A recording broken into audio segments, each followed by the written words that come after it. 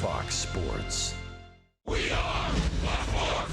We are FC.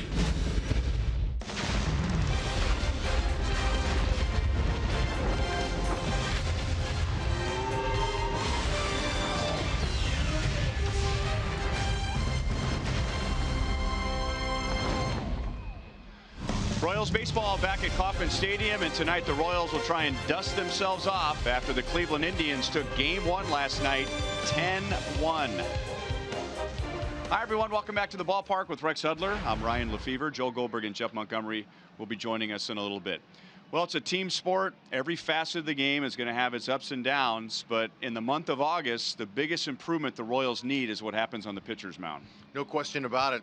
But starting pitching is where it all starts, for sure. You got to set the tone there. I liked how earlier in the season they started competing. One good start to the next guy, passes the baton to the next guy, and the next guy. Well, forget about last night. Vargas is the man tonight. We see Duffy, Hamill. They all have the capability. They've just got to put it together and get some confidence rolling, along with that bullpen, and that should be fine. The offense looks like it's here to stay. And Jason Vargas is the right man tonight because he has been at his best this year against the Cleveland Indians.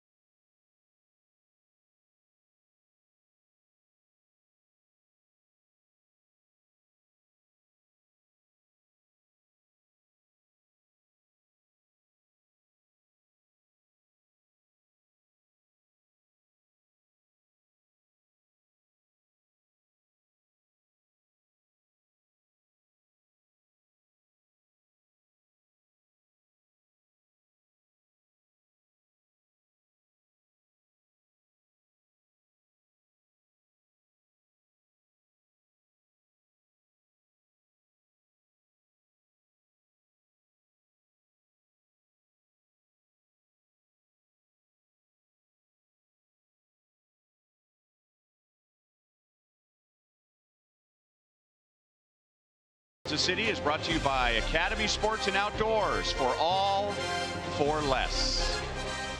It'll be Jason Vargas tonight against the Cleveland Indians. His ERA this year, Hud, is under 1 against Cleveland this year, but his success against the Indians goes all the way back to last year.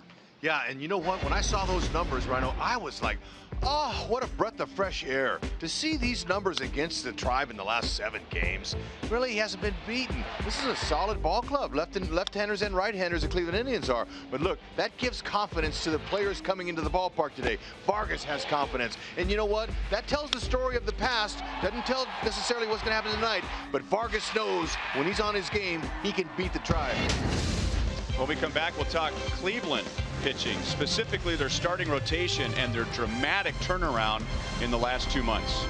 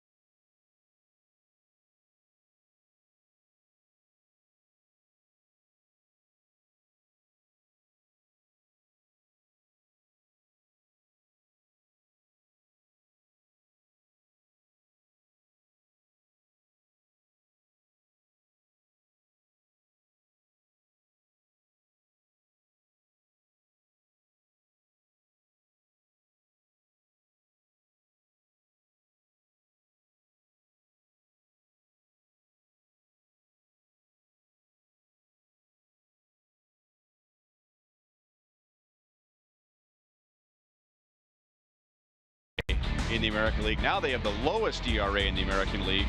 And our Academy Sports and Outdoors leaderboard, this was going to be a really tough trip for them. 4 cities, 11 days. They are 7-2 so far with a 2.05 ERA. And one of their most inconsistent pitchers, Trevor Bauer, has been really good over his last 4. Better believe it now. This young man here, he's very effortless. It's very easy. It comes out of his hand. He's got 3 nice pitches, especially this one. Woo! Look at the rainbow curve. Call it a hammer, drop it, yellow, whatever you want to call it. It's tough to hit, and he's been good. They got to focus on their pitch. Joel and Monty are coming up, and they'll discuss why Jason Vargas has been so good against Cleveland this season.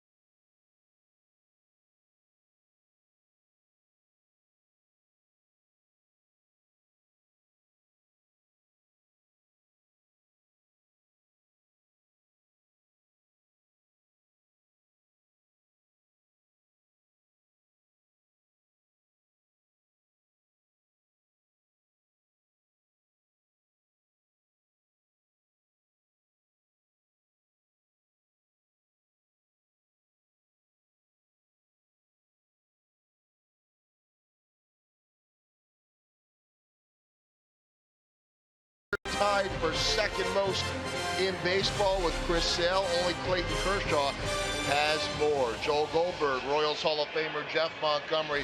We know it's not all about wins when you're measuring stats, but for Jason Vargas in the first half, those stats across the board were spectacular, and a lot of them came against Cleveland. Yeah, and I think it's a team that really matches up really nicely for his style of pitching. He's got the great changeup, and we know that's a very effective pitch, especially lineups that oftentimes get stacked with riders. We'll see Jason Vargas. He's our key in the driver's seat in his last 3 starts against the Indians. Tremendous numbers. Let's just hope he carries that same level of success, even close to that tonight in this game. 3 starts, 2-0, and there you see the 0.87. Faced him May 6th. That was a no decision, and then wins in the 27th and the 2nd. But Monty, he really changed the game plan within those 6 days. Well, it's a huge game of adjustment. You have to be able to adjust to the lineup, to how the hitters are going, how you feel, and he certainly is a pro at doing that.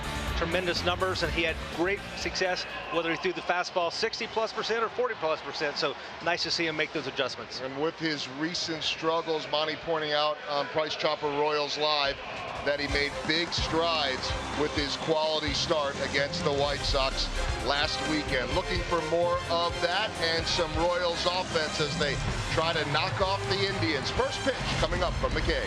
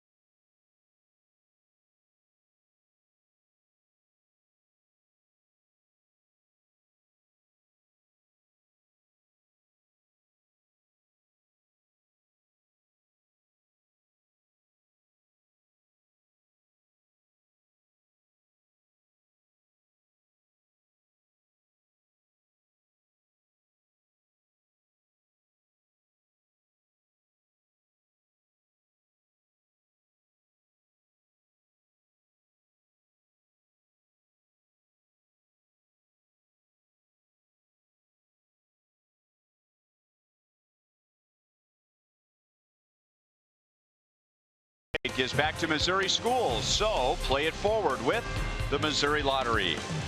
By Menards, save big money at Menards on all your home improvement needs. And by the Chevy Silverado, the most dependable, longest-lasting, full-size pickup on the road. Find yours at your local Mid-America Chevy dealer. Summer after all in August, after an incredibly mild month with high temperatures in the upper 70s and low 80s, 91 and steamy. That looks like the eclipse right there. You sure that's not what that is? That's what's going to look like on Monday. Jason Vargas, his ERA is under 1 against the Cleveland Indians in 3 starts this year. Hey, now look, that's a good sign when you have had success against a team. That's confidence, and every major leaguer needs confidence going out there when they face the world's best. Fastball, changeup, curve, 3-pitch mix. He's going to get him started with a fastball, finish him off with his breaking ball recently, although his changeup is an excellent pitch to get the right-handed batters off balance. We talked so much last night about Cleveland's pitching, and then their offense hit 4 home runs last night, including 2 in the first inning. And Francisco Lindor, who always seems to wear out the Royals, was just 1 for 5 last night with an RBI. 263. His batting average is down, but those 19 home runs are already a career high. Good changeup. 1 ball, 1 strike. Beauty.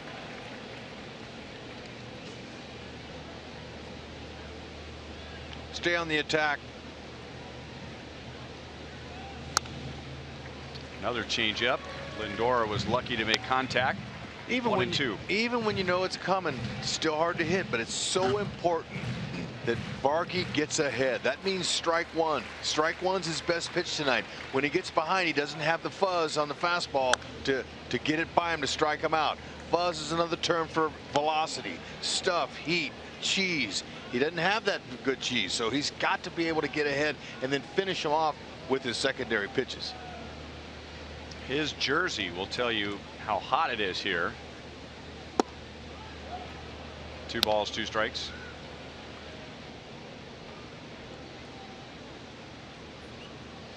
That fastball he just threw sets up that changeup away. Coming right here. He's got to be able to pitch inside effectively. To righties. Ooh, man, that was a floater.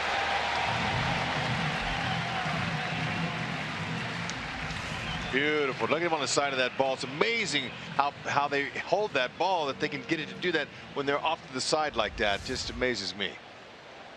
Ford around the horn. Royals defense there. Eske, wow, stay hot. Don't want to jinx you during the Cleveland series, but you've been perfect against the Tribe. That glove work is important for every pitcher out there. The defense has been solid most of the year. We did have a little hiccup here a few weeks ago. Seems to be back there. Jason Kipnis takes a strike. He hit the first of 2 home runs for the Indians in the first inning last night, homering to right field against Ian Kennedy, his 11th. 3 of those against the Royals, and that ball's well hit into the right field corner. Kipnis, who's been battling a sore right hamstring, jogs into second base with a 1-out double.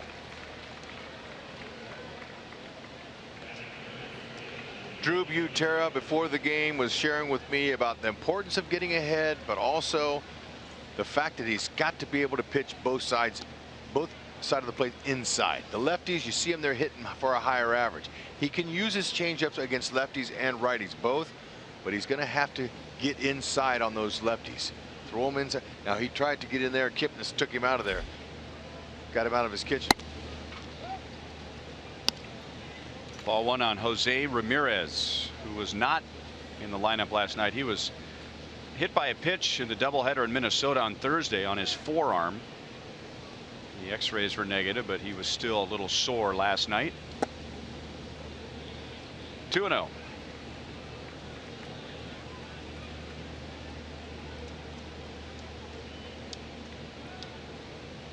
Sprays the ball around from both sides of the plate. Last year, in my opinion, he was their MVP of the team. He was able to fill in so many different spots, but I never believed he could hit like he is. He's got a lot of confidence in his ability from both sides. He is tied for the major league lead with 38 doubles. 2 balls, 2 strikes. 7th, or rather 4th in the league in runs scored, 6th in the league in hits, 5th in the league in batting average. That's right. He's doing it all. Vargas, you see where that ball was? Perfectly placed. Great location. That's the whole key. Put it where you want it. 3-2.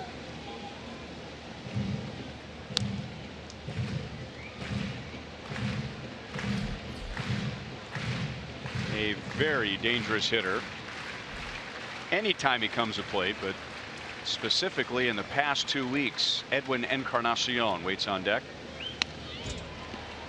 That could have been ball 4. Still 3-2 on Ramirez. Ramirez, he wants to pick up that run if he can. 272 hitter with a runner in scoring position.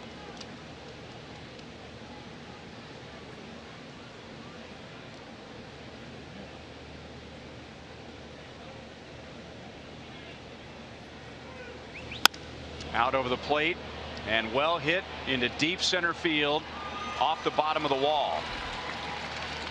So double number 39 for Jose Ramirez, and Cleveland takes a 1-0 lead. That's his 62nd extra base hit too. That's amazing, this guy. That's his 140th hit. 62 extra base hits. That's a lot of production you're getting out of them hits. That on base percentage is slugging. That as a breaking ball, it just stayed up. Now had he put it down, might have got a ground ball out of it, but Locane had no chance. Hits the base of the wall. Traded places with Kipnis.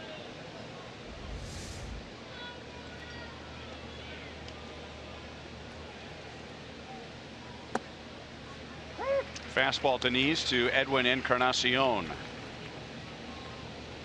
He homered in the 9th inning last night, his 28th of the year.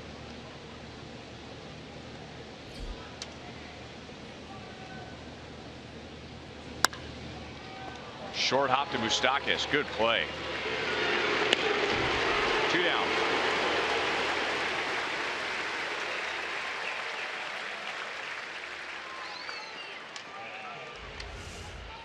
Ball was torched, had topspin on it. Look at Moose, he's good at the short hop, just kind of get in front of it.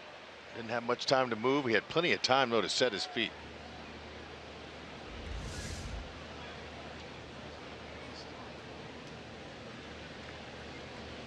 And now the infield swings over to the right for Jay Bruce. He homered twice last night and drove in 5.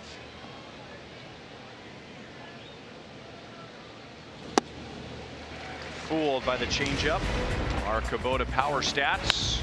There's the home run in the 1st inning. That drove in 2. And then a 3-run shot in the 7th inning. He's played with the Indians 9 games after the trade, and he's driven in 11. No balls, 2 strikes. Not too shabby. He's a .231 hitter against lefties. 8 of his 32 homers against lefties.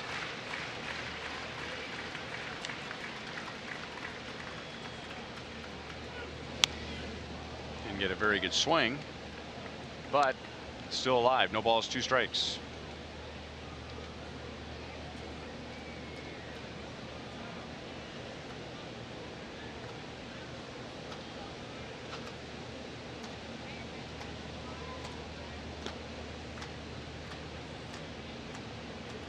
Pitch number 21, and it's a fastball. He's only thrown 6 fastballs of his first 21 pitches tonight.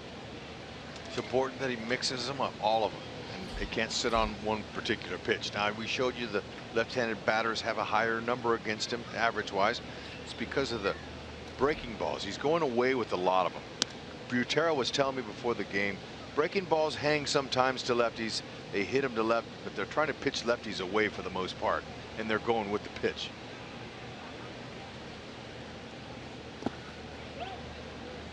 One and 2. Joel and Monty talked about Vargas's pitch breakdown in 2 of his 3 starts against Cleveland, and the interesting thing about Vargas is that while his pitches are the same, the percentage of his pitches can change dramatically from start to start. No swing, 2 balls, 2 strikes. I mean, most guys, their percentages are going to be about the same. It's just a matter of whether they're on or not. But for Vargas, he had one start where he threw his fastball over 60% of the time, and then his next start a little over 40% of the time. You just don't know what Vargas you're going to get. So it's hard to sit on any particular pitch. Fastball strikes him out. Vargas strikes out 2, but the Indians hit back-to-back doubles and lead 1-0.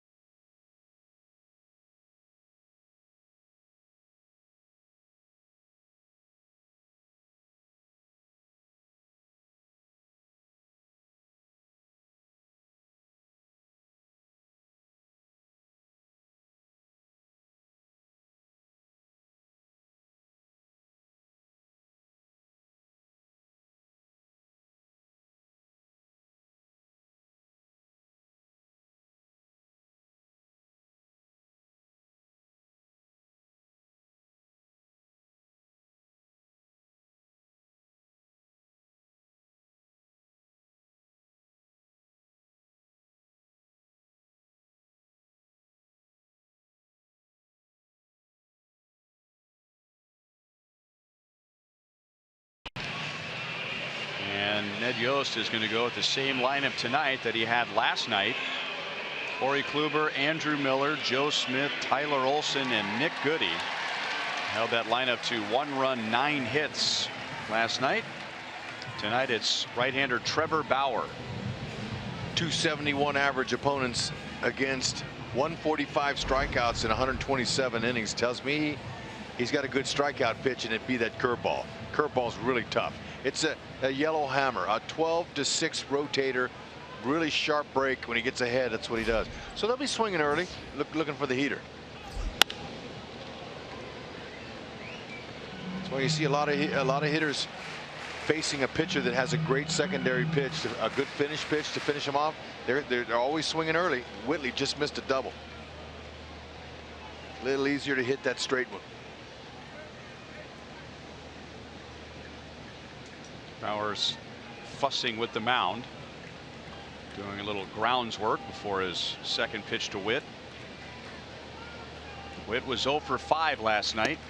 There's that curveball, and he is now 0 for his last 19. And if that sounds like a big number for him, you're right.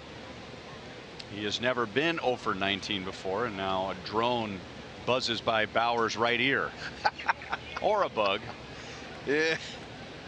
Oh yeah. Poor guy. We'll never forget. Yep. And it's not just us. 2 balls, 1 strike. And if you don't know what we're talking about, he is famous or infamous for being scratched from Game 2 of last year's World Series. He sliced his right pinky while working on a drone.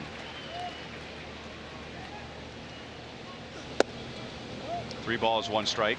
So they shifted him to Game 3 with the off day between Game 2 and Game 3, but was removed in the first inning because that pinky was still bleeding.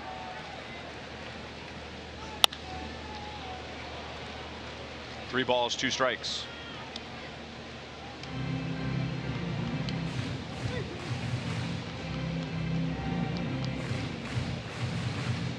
Okay, Whitley, 2 swings, both identical. Good little top end. Let's see if he can find a way to get on base. Either way. Ramirez, nice backhand play. and throws out Merrifield. Right on cue. Jose Ramirez, 117 starts. He's an Iron Man. He works hard. It's easy to place because he's a good infielder and outfielder. Place up, but he's a switch hitter. Francona can use him anytime. It was the ALCS. I said World Series. Game 2 and Game 3 of the ALCS against the Blue Jays. It was up in Toronto. I remember it was a little bit disturbing. You felt for him because you know he wanted to pitch in the worst way, but someone might have told him before he was tinkering with the drone that it could hurt him. 2-0 on Lorenzo Cain. He was 1 for 4 last night.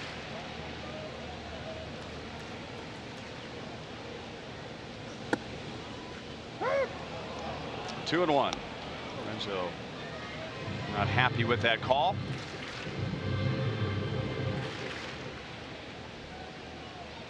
.414 in his last 20 games. That is the second best in the major leagues. Big rip. 2 balls, 2 strikes. Curveball, you got to try to pick up that release point. If you see it about eye high, that's going to be a hittable pitch. If it comes out right there, belt, it's ball. Can't hit him. It's all about picking up the release point, measuring him up. 2 strikes. Can't measure him as much as you can when you're ahead in the count as a hitter. And he's got to come to you with his straight pitch, or the pitch he's most comfortable throwing strikes with.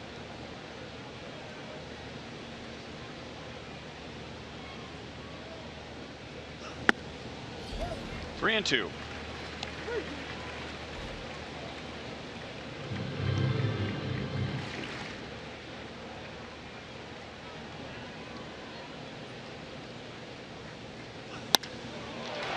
Right center field and off of Jay Bruce's glove and all the way to the wall. So the Royals, like the Indians, get a 1-out double in the first inning. Nice swing by Locaine. He went with that pitch and he barreled it. Now Bruce had some issues with the sun. 6 o'clock start. There's a problem in the outfield early. Good swing, but Bruce, he couldn't quite track it. He was right on it, but he just couldn't close the deal right off the end of his glove. But as he was running to that ball, I could tell he was battling the sun. No glasses. It's not going to be easy.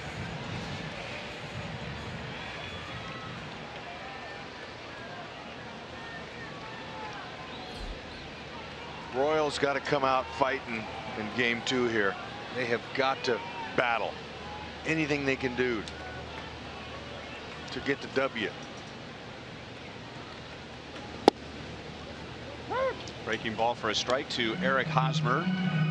Our Toyota League leaders. His .315 batting average is 3rd in the American League.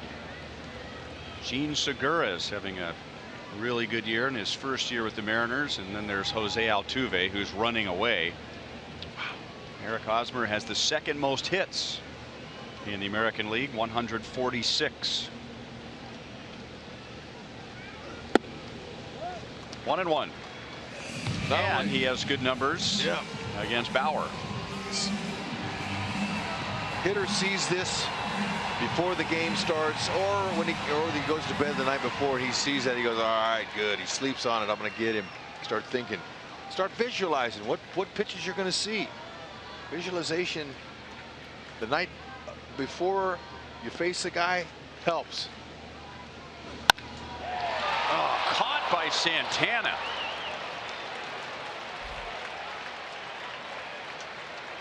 Eric Hosmer, the crowd, and us here in the booth are just stunned. You can't hit that ball any harder, and Carlos Santana jumped about as high as he can go and came down with it. That could have been 3 bags.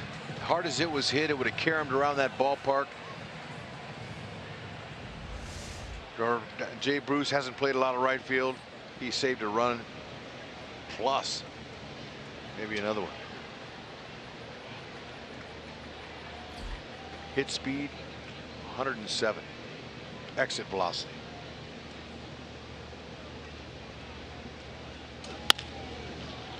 And now an easier play for Santana. He'll circle around and touch the bag and get Melky Cabrera. And Kane is stranded at second base.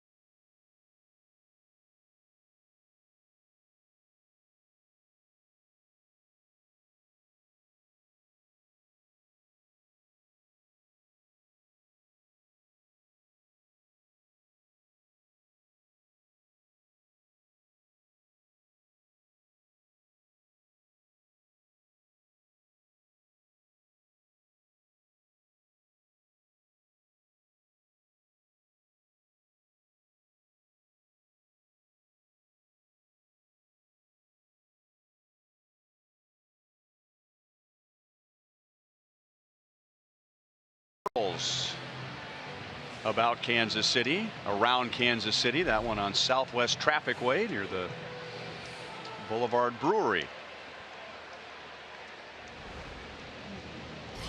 1-0 Indians. Jason Kipnis and Jose Ramirez hit back-to-back doubles in the first inning, and now it'll be Carlos Santana who just saved a run with a play on Hosmer in the bottom of the first inning, and he takes a strike. Carlos Santana was on base 3 times last night, scored a run. Always seems to hit well here at Kauffman Stadium. 1-1. Doesn't really matter what side of the plate he's on either. Vargas, he pitches a smart game, although him and his catcher, whoever that is, study the game before big time. Vargas lets the catcher call the pitches. You rarely see him shake. They're on the same page. He trusts the catcher. That way eliminates the thinking. He just goes out and executes. Good spot. Makes sense. This is not a thinking man's game, although it is. It's not while you're the classic confrontation between the pitcher and the batter. The thinking comes before the game. Exactly. You need to react and execute. And he's in there on those meetings. I mean, he's part of the game plan. So he and Vargas with Dave Island and Salvador Perez is there. I'm sure Cam Gallagher is in on those pitchers meetings. That's his 3rd strikeout, his first with his changeup, and down goes Carlos Santana.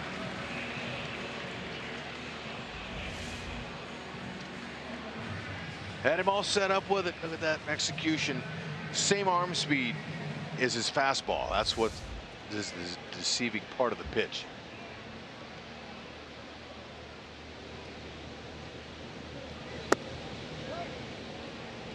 Too low to Austin Jackson, who's back in center field, where he played so many years with the Tigers. He was in left last night, scored a couple of runs.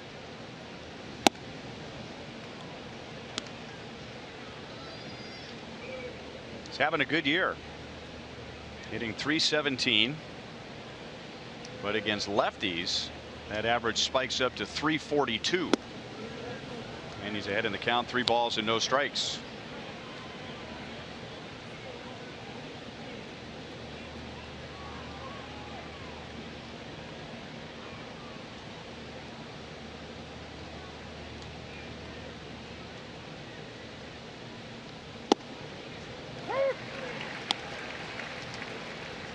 Seven years ago, Austin Jackson got his first major league base hit right here at Kauffman Stadium on opening day in his rookie year with the Tigers. Vargas tried to throw him a 3-1 curveball, and it was low. Vargas walks his first, and Jackson's at first base with 1 out.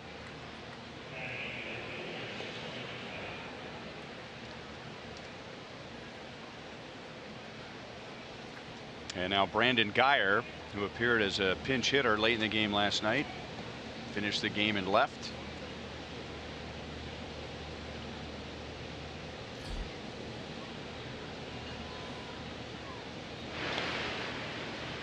Jackson only has 1 steal. Of course, he hadn't played a whole lot this year, but he's got good takeaway ability, good quickness. Vargas got a good move. Lots of guys that go on him will go on first movement, and then he'll throw to the first baseman. And then he'll rely on Hosmer's great arm to throw him out at second.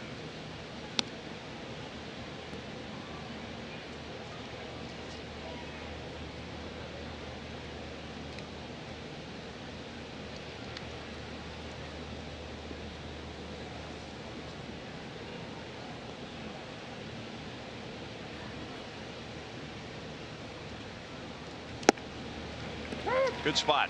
Right where Butera wanted it. A fastball over the inside part of the plate. And it's 0-2.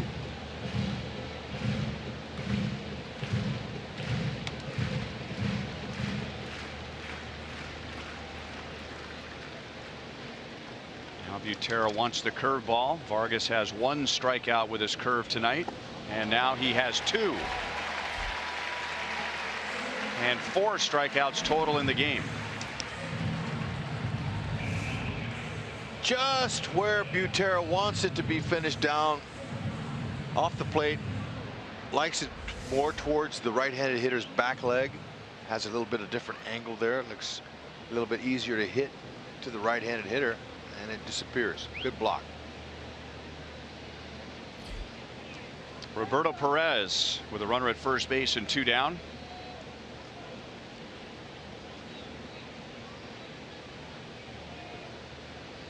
Batting at just 175.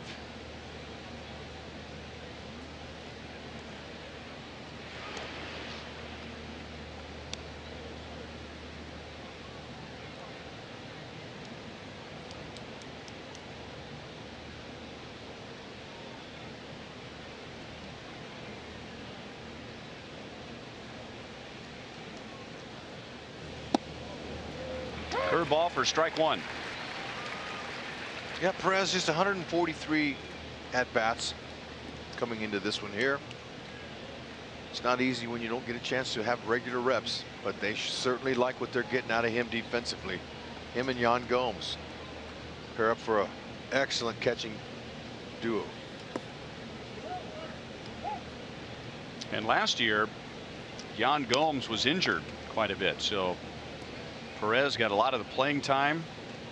He performed well. Similar to Jose Ramirez, they needed a backup player to step up. Perez did, and the Indians gave him a 4-year contract extension in spring training. That's a big contract for a backup catcher, but that's how highly they think of him. You get 3 big-time home runs in the postseason. Now, I don't know if were all those in the World Series, the 3 of those, but I remember watching 2 of them anyway that were big-time home runs. Now they're starting to hit their stride as a team. Escobar to Merrifield for the force on Jackson, and Vargas pitches a scoreless top of the 2nd inning.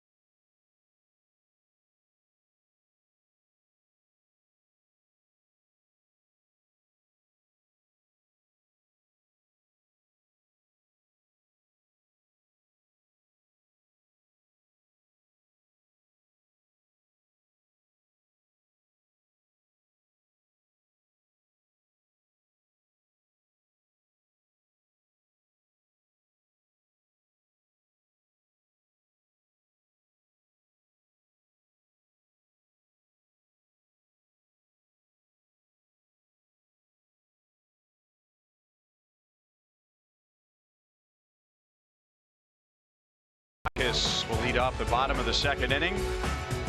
And he's telling us right there, with one finger held up, he is one away from Steve Alboni's Royals record for home runs in a single season. The 35 is already a Royals record for a left-hand batter. Facing Trevor Bauer tonight. Brandon Moss and Alcides Escobar also coming up. Likes to do it early in the count. We discussed this last night, that it's easy to get caught up with all the home runs he's hit, but he's become a very complete hitter. He has a 9-game hitting streak. He has hit .400 over that stretch. And his overall batting average is .284.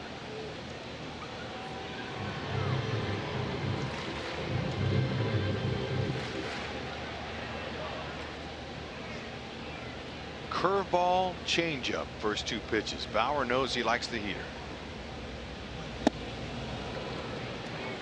1-2. Cutter.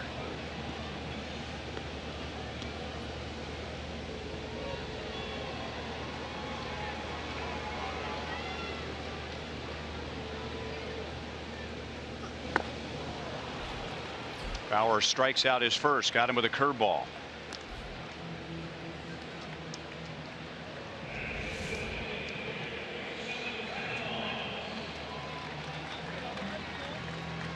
Gets a lot of strikeouts with that breaking ball. 11th most in baseball and 4th most in the American League.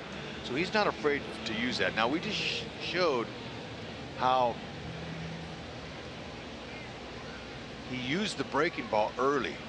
Hitters are looking early for the fastball. So he knows the Royals are a fastball hitting team, and the rest of the league does too. So he's not going to just oblige and go up there and throw him fastballs. So he's going to try to mix in his good secondary pitches, and he threw his curveball, changeup, and his cutter to Moose. All the first 3 pitches. He reminds me of Ubaldo Jimenez, someone we saw in Baltimore and who pitched for a while for the Indians, in that there are games when you think, how are you ever going to get a hit against this guy? And you look at his numbers and you say, well, that doesn't make sense. 2 balls, 2 strikes. And when I say numbers, I'm referring to his ERA, 4.72, which isn't bad. I mean, it's just a little over a quality start ERA. But when he's on, it's hard to figure out how you've got a 4.72 ERA and throwing pitches like that tonight that are just disappearing on the Royals hitters. 2 down in the second inning.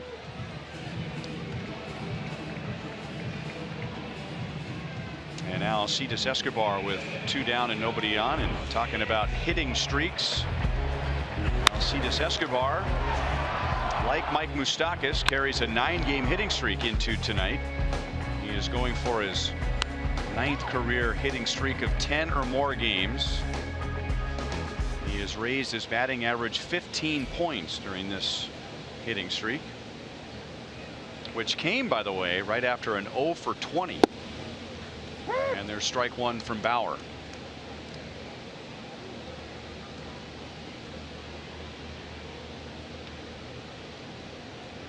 What was Jimenez ERA when he pitched against the Royals that night? I mean, it was over 6, wasn't it? It's over 6.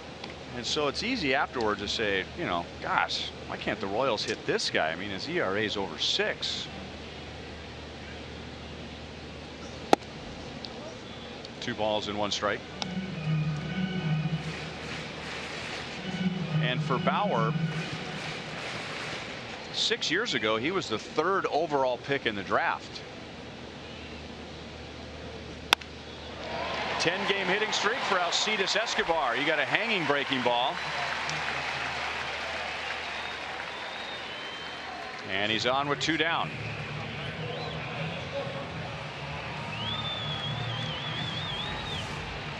Okay, look at this now, where this comes out. Okay, look at that. Now this is coming out, and it's going to be this high right here. Well, not quite exactly that high, but it's a hanger. Anyway, it's top of this, right at the shoulders. And that's a good read. Didn't have the downward break. It just kind of stayed flat over the middle. Good short compact swing. That ball can be hit when it's hung.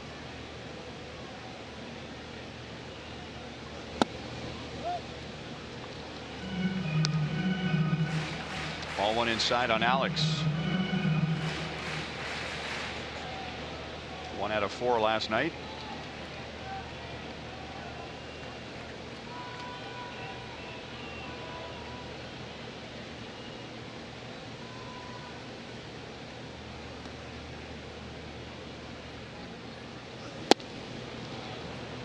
Changeup.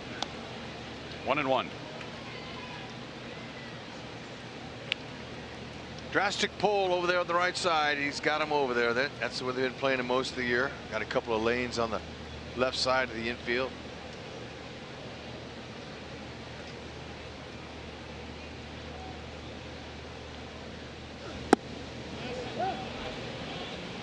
That's a swing, and it's 1-2. Maybe it's just because he's on my mind with the Royals giving out his bobblehead tonight, but Bauer's got a little bit of Kevin Appier where he just kind of rocks back and reaches, almost touches the back of the mound with his throwing hand before he comes to the plate.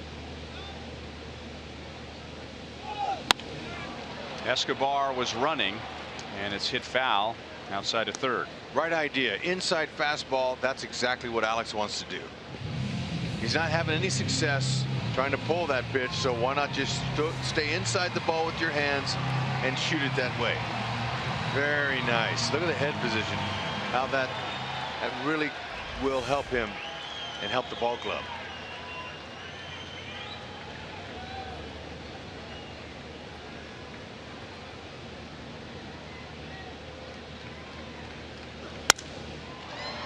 Snapped his bat, and Chisenhall will make the play, and that's it for the Royals in the bottom of the second. Cleveland leads 1-0.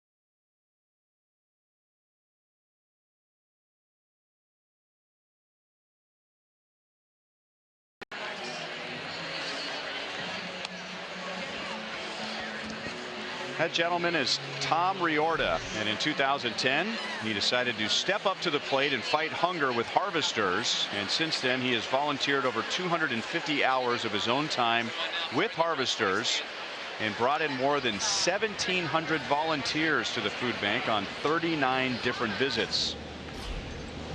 In addition to his time volunteering, Tom also champions food drives within his workplace, resulting in 7,500 pounds in donation. He is sitting in the Buck O'Neil legacy seat at tonight's game.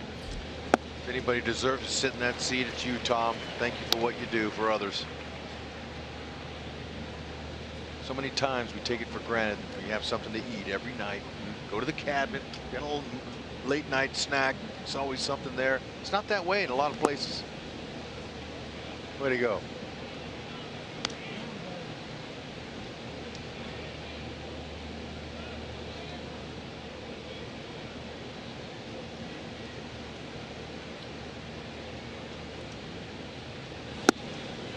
Strike 3 over the inside. Lindor strikes out for a second time, and he is just 1 out of 7 in this series. Two-seamer. Got him looking for something else. Way to paint the corner. Very nice pitch.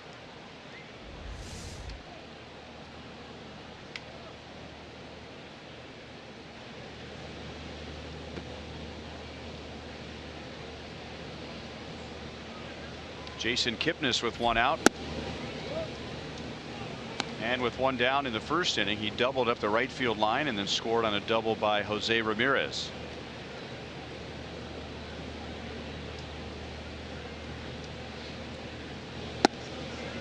Curveball. Vargas has good command of that pitch in the first 3 innings tonight. Sure does, but he puts that ball in his glove with a changeup grip. And that's deceiving in itself, because hitters are watching the pitcher all the way. Once they get their toe hold in that batter's box, they're looking at the ball, the pitcher, the glove, his arm, everything.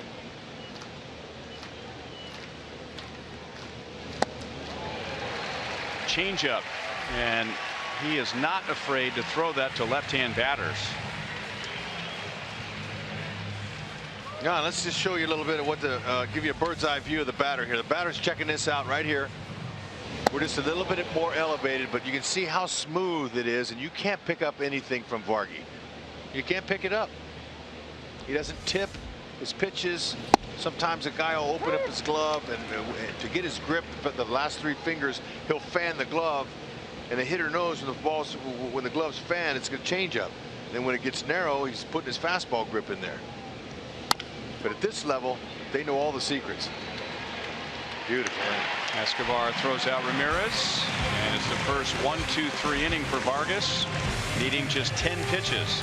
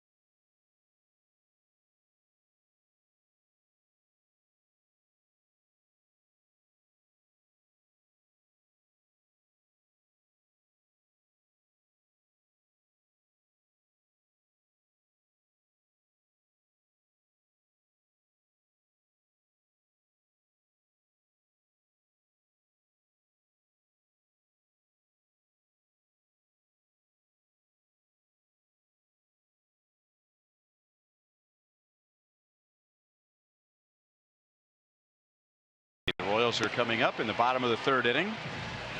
Tonight's Sporting KC match against FC Dallas is on Fox Sports Kansas City Plus with Nate Bukaty and Matt Lawrence. Check foxsportskansascity.com for more information. Always good to see Santa Claus here at the ballpark. Oh, anytime of the year. Now, ready to get busy here pretty soon. Yeah, I mean, really busy, but I'm sure they're doing stuff now.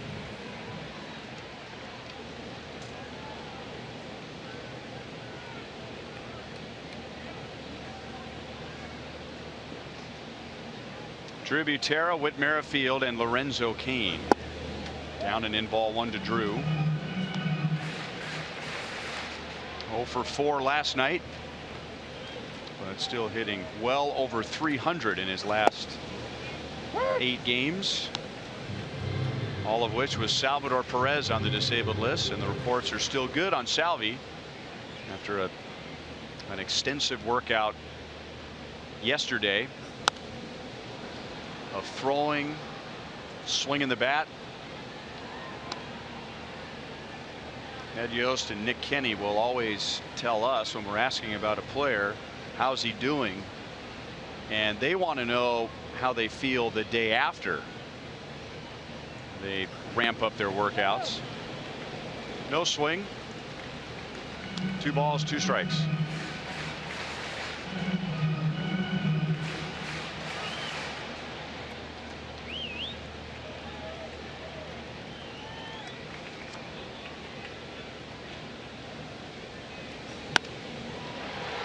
Into shallow right field, and Jay Bruce is there to make the play. 1 down. Let's go to Joel. All right, Ryan, you were talking before about harvesters. Kevin Apier is here at the ballpark, and he had a chance, I did also yesterday, to get over to harvesters. There's a nice little friendly competition going on, the step up to the plate food drive between the Indians and the Royals. And Kevin had done work with harvesters for many, many years, back to his playing days. But yesterday we had the chance to bag a lot of foods to go out to kids for meals on the weekends when they might not have that. And just want to let people know, if they go to stepuptotheplate.today, you can make a donation through the 28th of the month, collecting canned goods here today, but you can still get out there and help raise some money. It's a competition. Obviously people will benefit from this, and so far the Royals have raised, or Royals fans, $21,660. The Indians so far $1,000, but I'm sure they'll have a nice push next weekend when we're there at that place. But guys, just to put a little perspective on this, Harvesters helps over 26 counties in our area on both sides. 1 in 7 people are food insecure, meaning that they may have a meal today, but they don't know if their family will have one tomorrow. So great cause. Thank you, Joel. That is the 3rd strikeout for Trevor Bauer, and Whit Merrifield is 0 for 2. The Royals, through Royals Charities, donated $15,000 to the Harvesters Community Food Bank before the game. There's Kevin Apier with Royals Vice President Ben Aiken making the check presentation before the first pitch tonight. Nice. Way to go.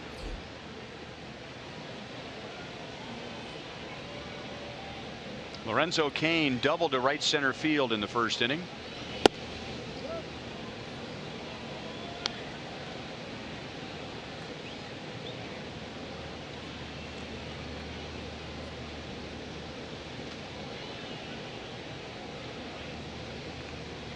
Roberto Perez, catcher, was making sure Cain wasn't stealing signs before he put one down there for Bauer. He was looking up at Lorenzo's eyes, making sure he wasn't getting a little peek. Yeah, that's not advisable. Great spot, 1 and 2. Just kind of sneaky little short arm right in through there, that fastball. Good spot.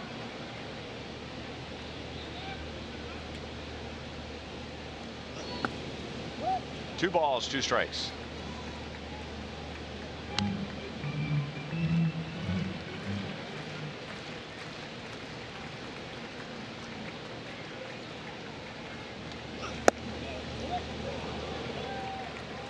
Hey now.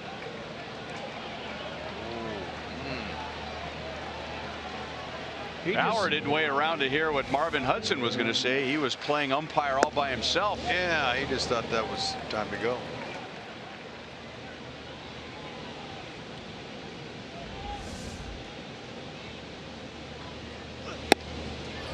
And Cain is on with a walk.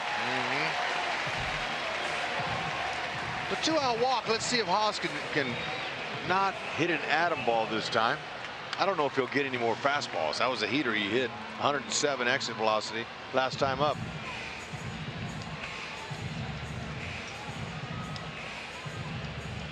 And his line out saved a run for Trevor Bauer. Kane was at second base with one out. He scores easily, and as Hud pointed out, that might have been a triple for Hosmer, but Carlos Santana at first base, not really known for his defense, left his feet and brought it down.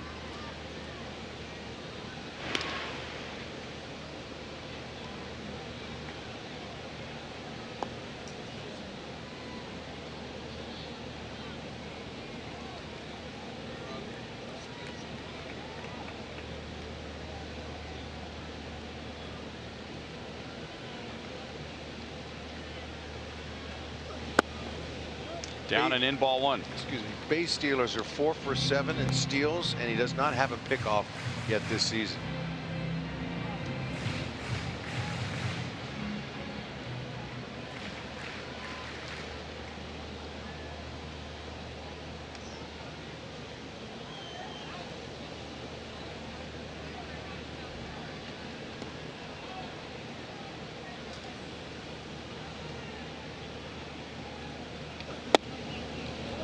And while his numbers aren't great, we know the guy behind the plate has a strong arm. Roberto Perez threw out Terrence Gore for the first time in the regular season in Terrence Gore's career, and just to prove that it wasn't an accident, he threw out Terrence Gore for the second time in Gore's career.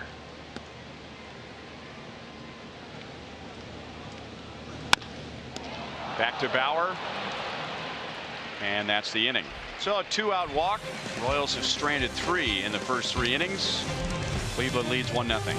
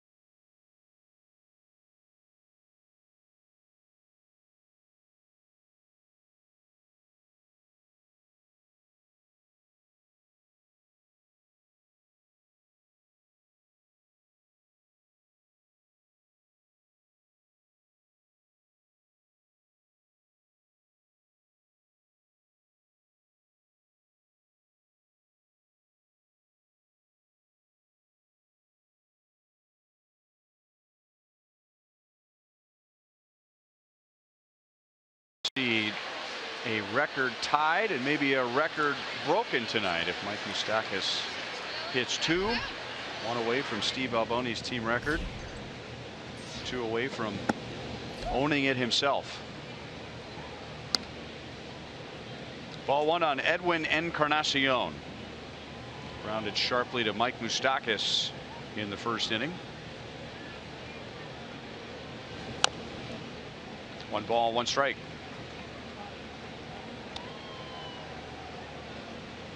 Encarnacion, Bruce, and Santana.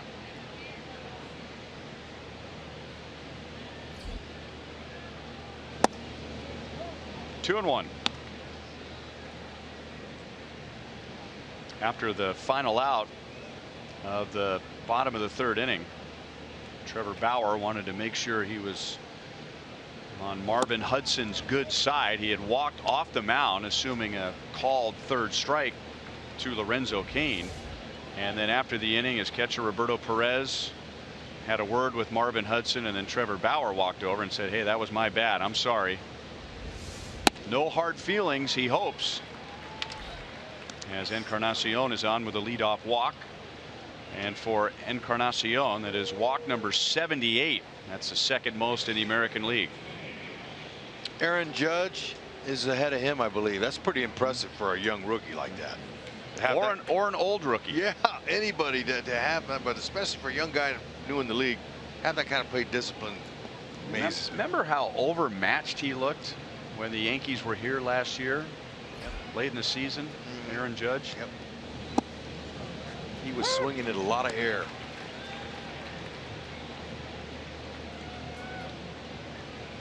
Vargas has struck out 6.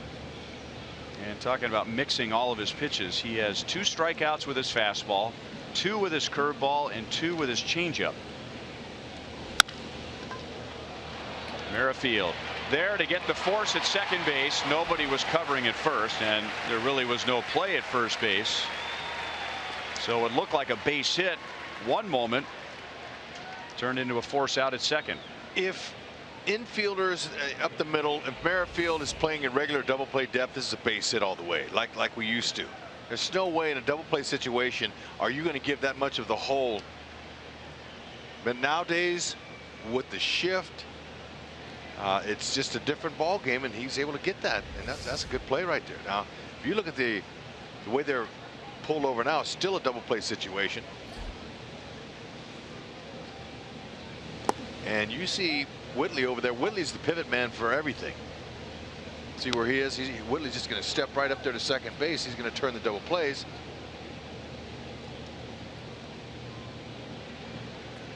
And Vargy, he's good at rolling them up.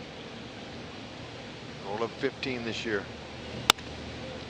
Santana, he was aiming for the right side, seeing that it was wide open. So Merrifield was more in a traditional double play depth there, and Santana's on with 1 out.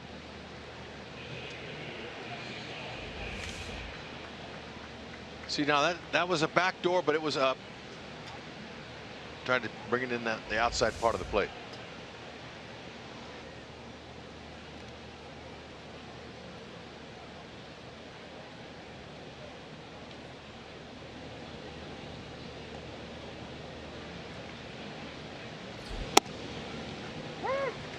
Oh, and 1 on Jackson.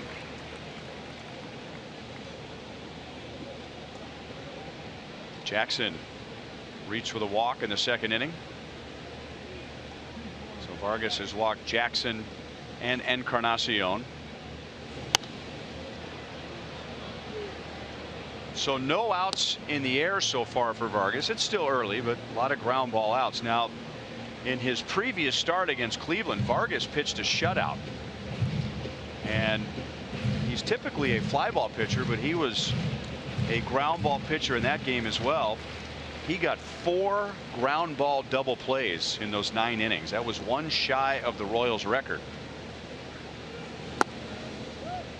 1 ball and 2 strikes. And in that game, he had 18 ground ball outs. Yeah, I remember that. And that's one of the reasons he's able to stay in the game as long as he did. 4 ground ball double plays is going to keep your pitch count way down. Good for him. The start before against Cleveland, he had more fly ball outs than he did ground ball outs. Curveball, and one that stayed up. Jay Bruce will stop at third base, and the Indians have the bases loaded with 1 down. He's made a couple of mistakes with that curveball tonight, and both times the Indians have gotten base hits. And that's an easy one to see. You see where that is? That's about eye high.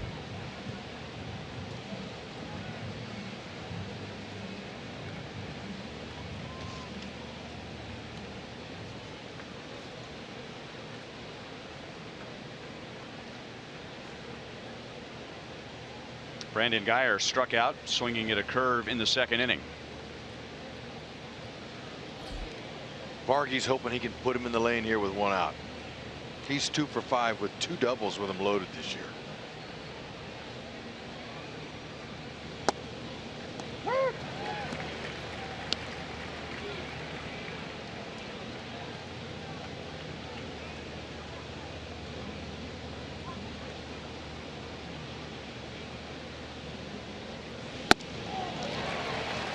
0-2. Curveball, changeup. First two pitches from Vargas to Geyer. Great location, Missouri Lottery Fox tracks to show you that's exactly where he wants to put it and keep it.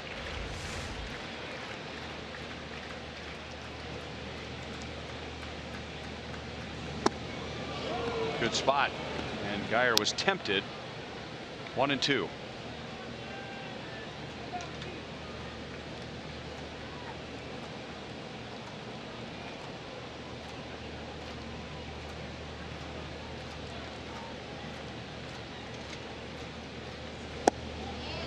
Two balls, two strikes.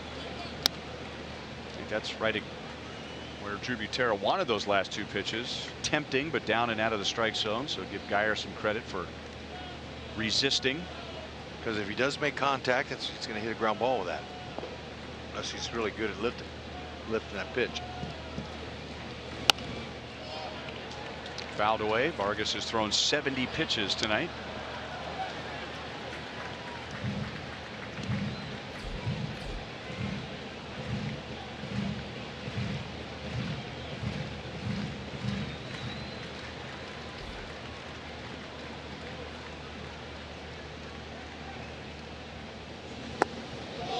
And the count goes from 0-2 to 3-2.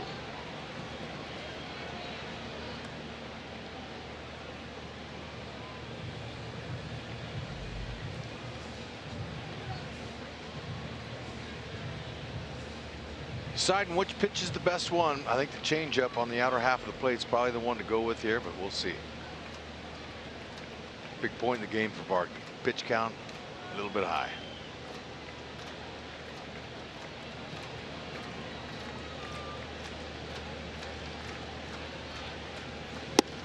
Got him. And I don't know if that was a great pitch. It was off speed and it was up, but it looked like Geyer swung as an afterthought. Changed his eye level. After all those pitches down low, that surprised him.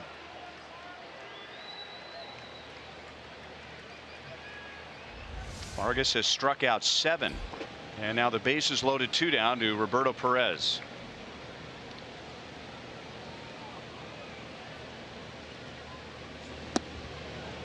Good curveball for a strike. Perez grounded out to Escobar to end the second inning. Strikeouts look good, but they take a lot more pitches to strike guys out. They much prefer one real ground ball and with one pitch to get the out. Vargas, he's battling.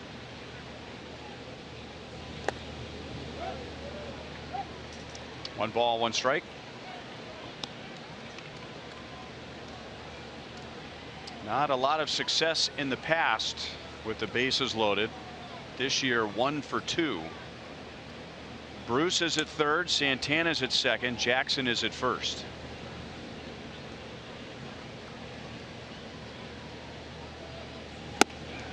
Way out in front. 1 ball, 2 strikes.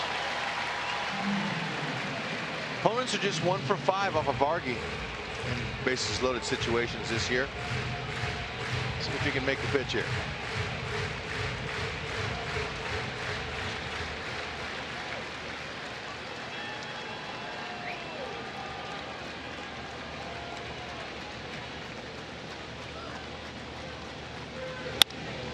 And a base hit to left field. That will score 1. Here comes Santana. Here's Gordon's throw. It's late. Down to second base.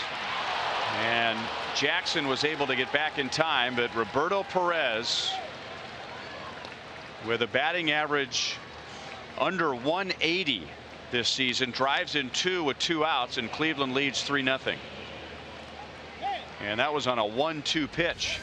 Yep, location's everything. He missed with the changeup. That's a no-no. That's belt high. It's a pretty easy pitch to track. And you know, we saw Kennedy only went just a little over 2 innings last night, but the Cleveland Indians did not miss mistakes. They were on them, dead on them. There's a mistake there that wasn't missed. So you have to give some credit to the Cleveland Indians for not missing those pitches. Sometimes you get a cookie like that, you pop it up, you throw your bat down and go, rats, I missed it. But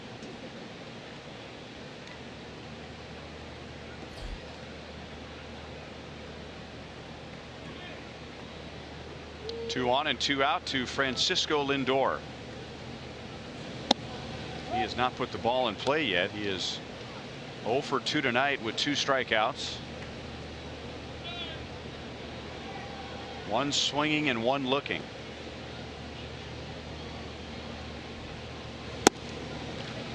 Good location. 1 ball, 1 strike. Lindor, if you've been following the Royals the past few years, you know that he has just been a thorn in the Royals side.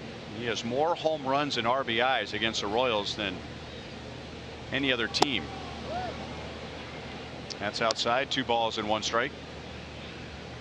Carries his hands to start in a really good position. Very comfortable right there. You can tell by looking. That's what you want when you start as a hitter. You want to be as relaxed as possible. Look at his hands. He's very relaxed, hanging right down there. Drilled to center field. Kane is back, and he's got it. That ball carried on him. Roberto Perez with 2 outs drives in 2 to give Cleveland a 3-0 lead.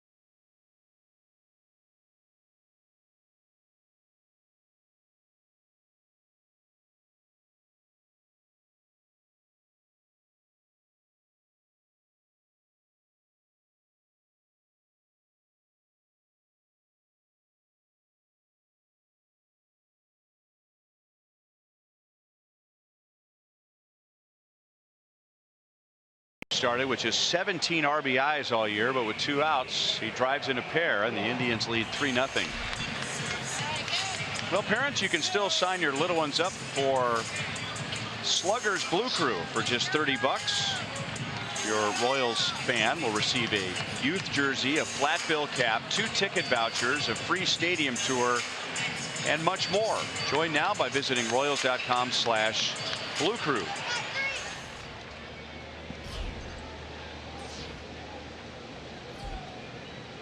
Melky Cabrera leads off the bottom of the 4th inning. Royals have had just 3 base runners, 1 in each inning. Lorenzo Cain doubled in the 1st. Now Alcides Escobar singled in the 2nd, and then Cain walked in the 3rd. 2-0 on Melky. He grounded out to 1st in the 1st inning. The Melk men are here tonight, and women.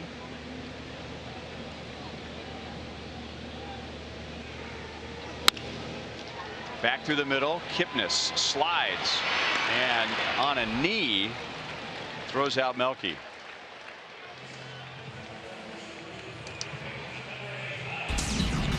Let's show you a little game break out in Tampa. Wow, was that good? Swing by Mitch Haniger. A grand slam. Touch them all. Mariners up 7-5.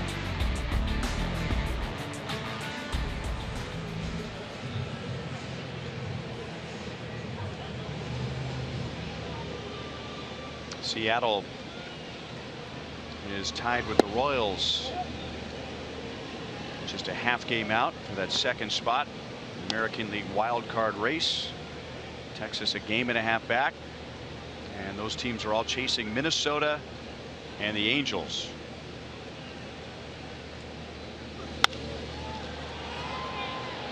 To left field, Slicing away from Geyer and from Ramirez, and it drops untouched. 1-1 on Mike Moustakas. Bauer struck him out in the second inning.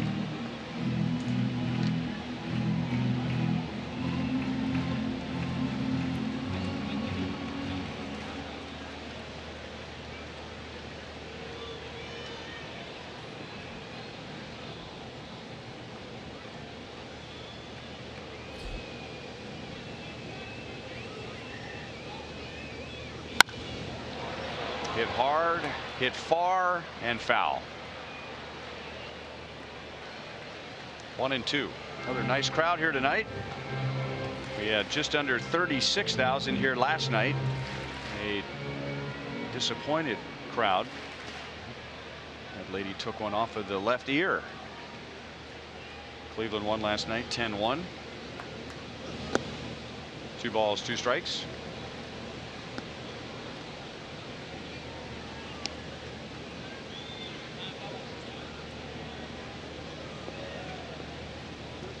Hudson may have gotten a little perspiration in his eye. The umpires are wearing white wristbands tonight, not just here, but they are wearing them all throughout Major League Baseball. And there is a reason behind that. Fouled away by Moustakas. Umpires showing support for one another to protest escalating verbal attacks on Major League umpires, and that came to a head after the exchange between Ian Kinsler and Angel Hernandez and the comments that Kinsler made the next day. Still 2-2. I was wondering what those white wristbands were. Oh well, it's not an easy job, obviously.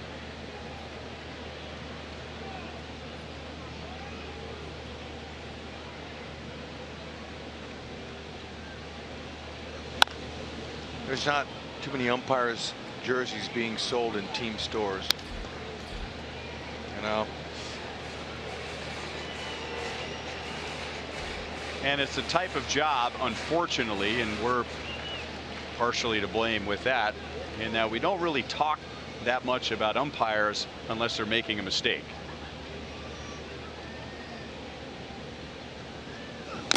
I think we're fair. I like to talk about good positioning there, and he's in a good spot, and you know, I mean, they're as big a part of the game, really, as the players are. It's just they're not as, they don't have their names on their back or anything like that. They do have numbers, and it's frustrating. Players get, you know, they get frustrated if plays go against them. They have, some of them, volatile tempers, and the umpires are human too. It only takes so much.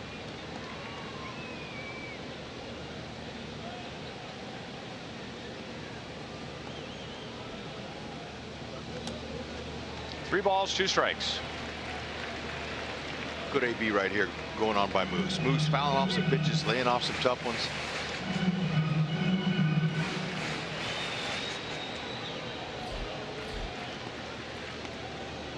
So this will be pitch number 10 in this at bat. He was down 1-2 at one point, and now he'll see at least 11 pitches.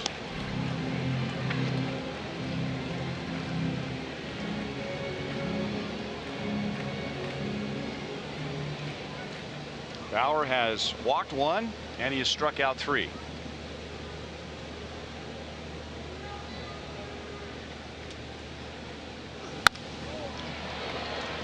Hooked over to Lindor, the shortstop, playing over on the right side of second base. So that's 6-3, and there are 2 down. And if you're not familiar with the Ian Kinsler Angel Hernandez exchange, it was a rather feisty one on the field, and then the next day Ian Kinsler publicly said that Angel Hernandez needed to think about getting another job. Wow. Huh.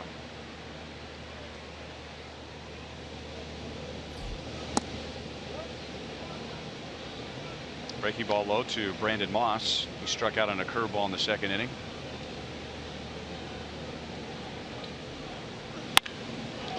There's a solid base hit to right field. And Jay Bruce will have to play it off the wall. Brandon Moss will go to second base with 2 down.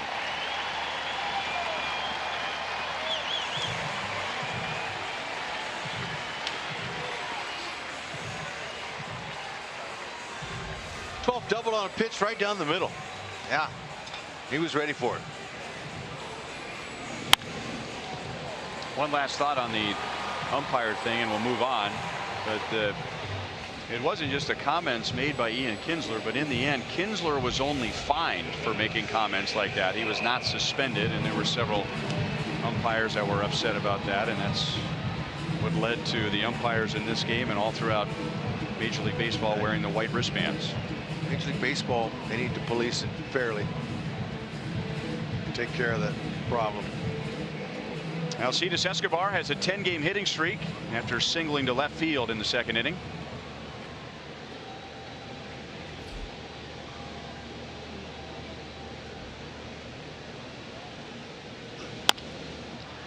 And went after a first pitch curveball, and it's an easy play for Bauer. So the Royals again, they get 1 base runner in each of the first 4 innings, and they have stranded 4.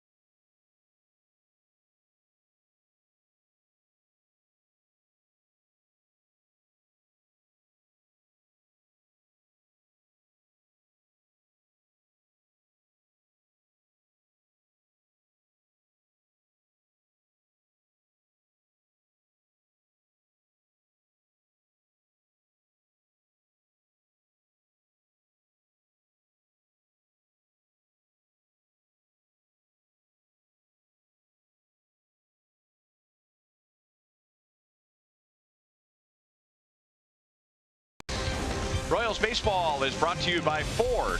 Going further so you can.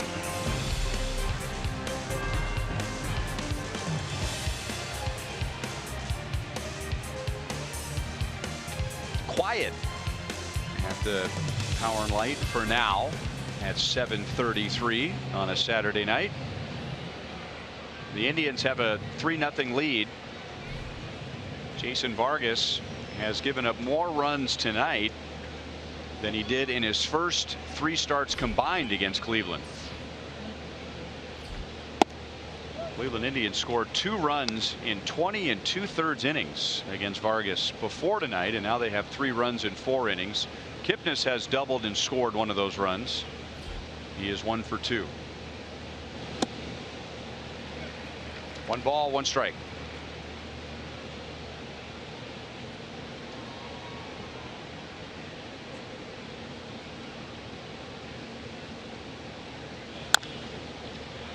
Hold on the ground, foul. 1 ball and 2 strikes on Kipnis. Jose Ramirez drove in a run in the first inning, and then with 2 outs and the bases loaded in the top of the 4th inning, number 9 hitter Roberto Perez, hitting under 180 this year on a 1-2 pitch, drove in 2 more runs.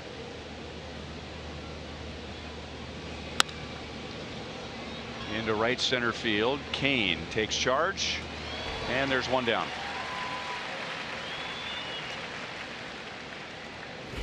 It is time for our sprint trivia question. Name the 7 different Royals to hit .320 or higher in a season. George Brett,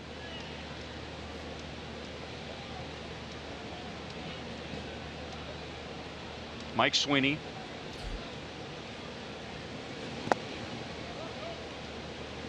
Ball one on Jose Ramirez, 1 for 2 with an RBI double.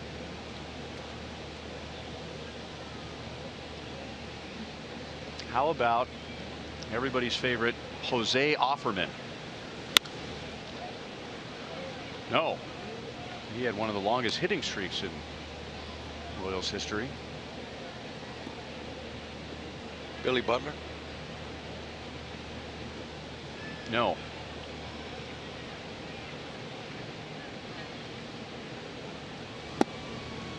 He did have a season where he had 318, however.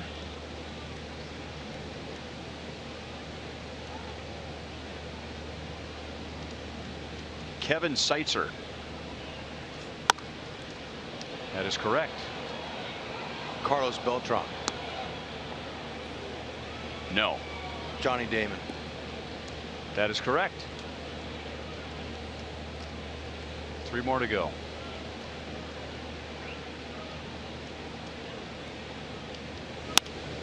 How about Lou Piniella? No. We forget sometimes that our viewers are not in the booth with us, because we will give out our suggestions and Dave Holtzman up here in the booth will just give us the thumbs up or the thumbs down. Or our producer Brian Shapiro will tell us if we're right or wrong.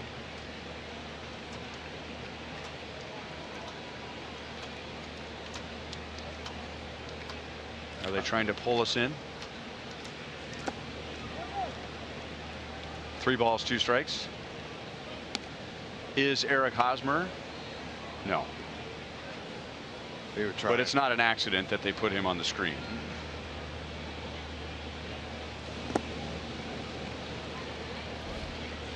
Ramirez is on with a walk. That is the 3rd allowed by Vargas. Joe Randa. No.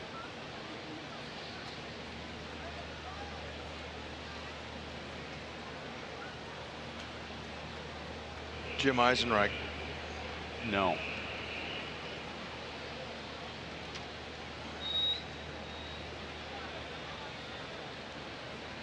Frank White?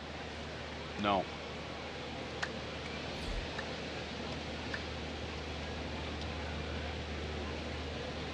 Melky Cabrera? No. Melky has the last 200 hit season by a Royal in 2011.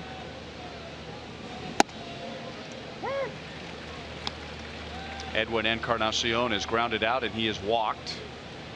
Jason Vargas is at 93 pitches with 1 out in the 5th inning.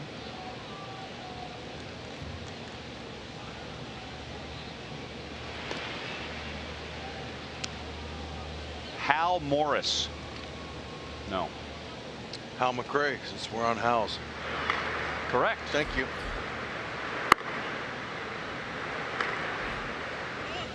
With Mike Minor warming up, Encarnacion with a check swing, and Vargas will throw him out. Ramirez goes up to second base.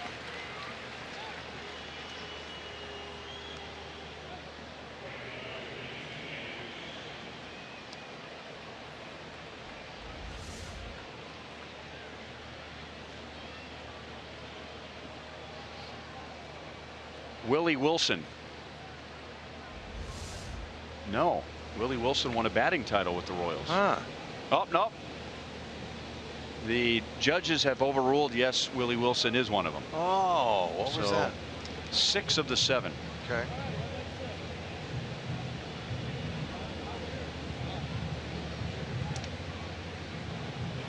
Freddie Patek? No.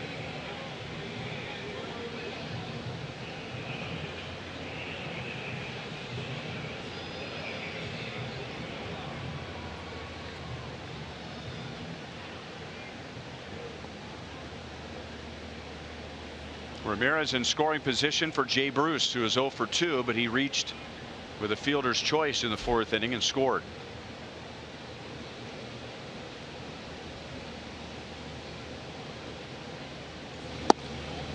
First pitch changeup, 0-1.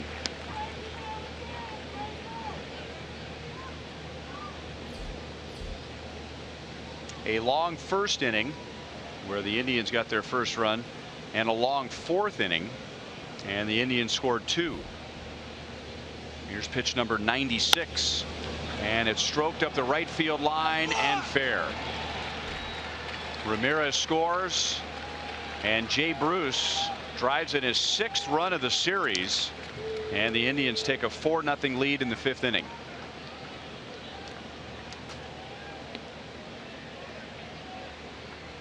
He has thrown some really good curveballs tonight, and he's also been hurt by his curveball tonight.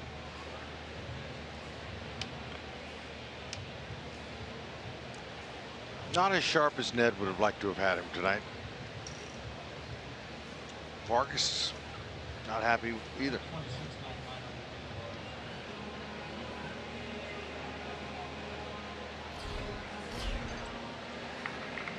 So Mike Minor comes on with a runner at second, 2 down, and Carlos Santana coming up.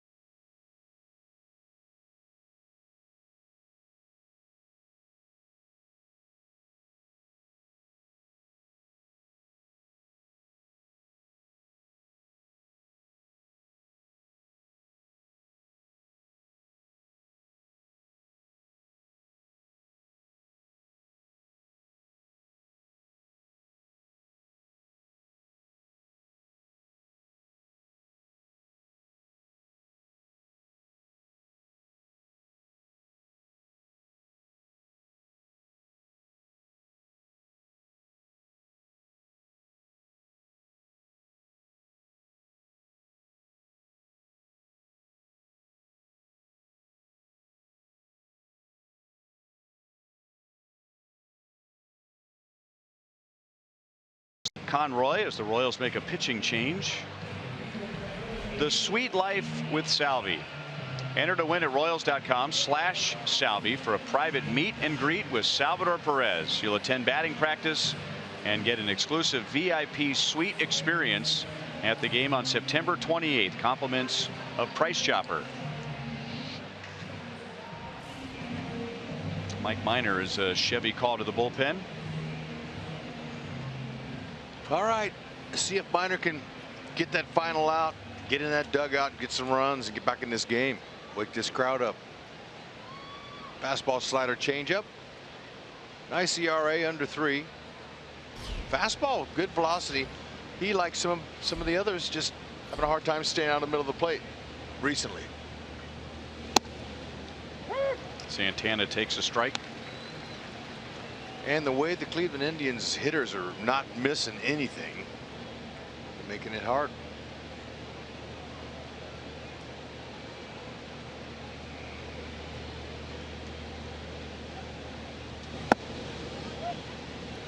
One and one. They have scored 3 of their 4 runs with 2 outs tonight, including Jay Bruce's double in this inning.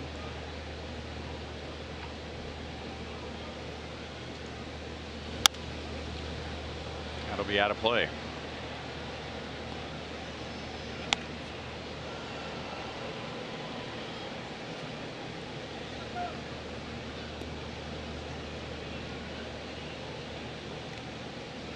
Last time Mike Minor pitched was on Tuesday, and he took the loss in that Oakland A's 6-run bottom of the 8th inning.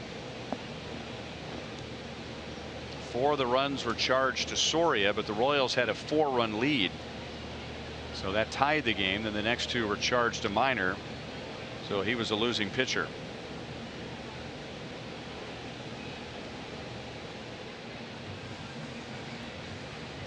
And now he and Drew Butera are going to talk it over. And Mike Minor, like a lot of Royals pitchers right now, specifically in the bullpen, just going through a tough time. His ERA in his last 13 outings is 6.28.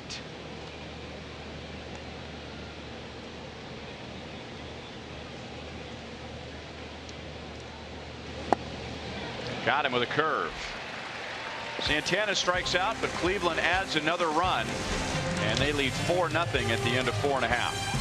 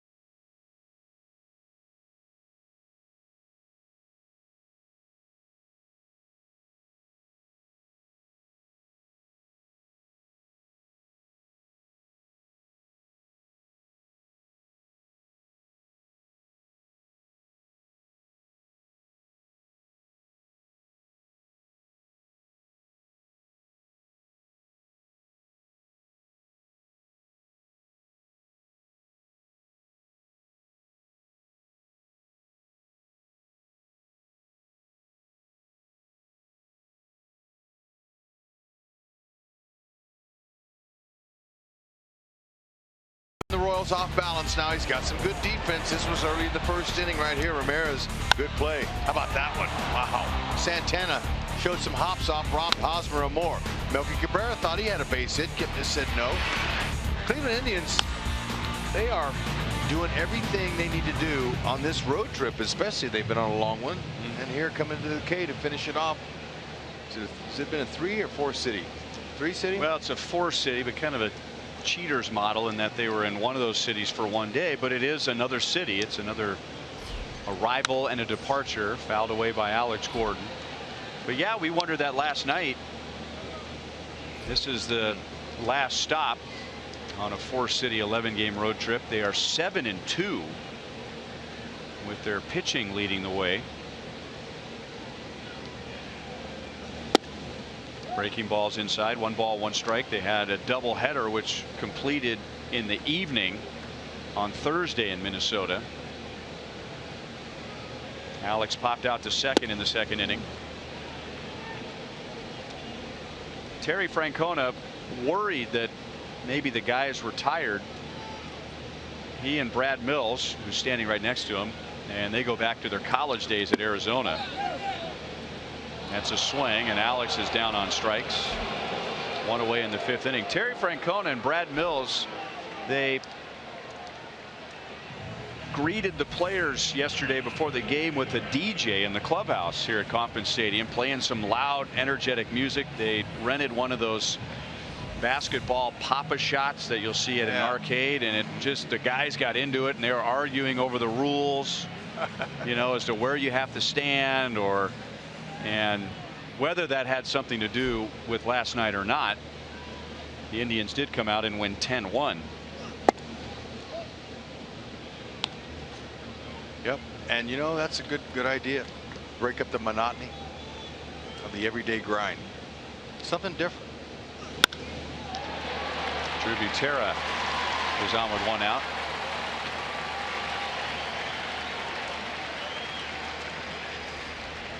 So here you go. Here's Terry Francona. He was right in the middle of it. Look at lefty there. Look at him working on that touch. There's the DJ. Old school with the turntables, mixing and scratching. That's awesome. It's a good skipper. Good to see him healthy. He had a health scare not long ago. Yep. Missed some games after having a heart procedure. That was on July the 6th. One hop to Ramirez, out at second base. No double play. Butera is cut down, and Whit Merrifield is at first base with 2 down, and now Whit is 0 for his last 22.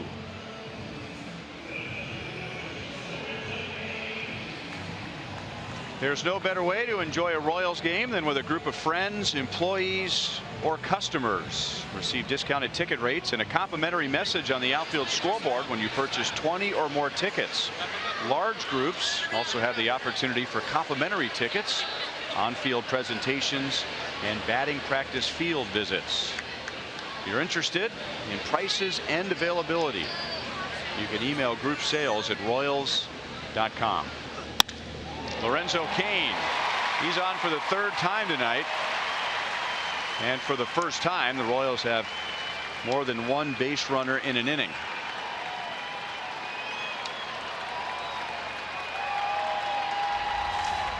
Nice little 4-seamer. Heads up, coming right back. Look at that. Nice. Stayed inside the ball. You saw the rotation of the ball coming off of his bat. That's well struck.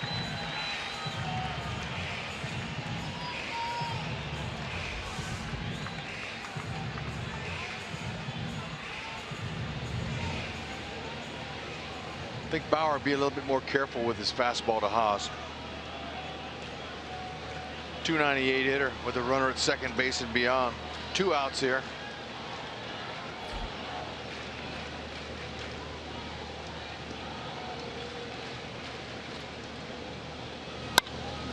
Santana again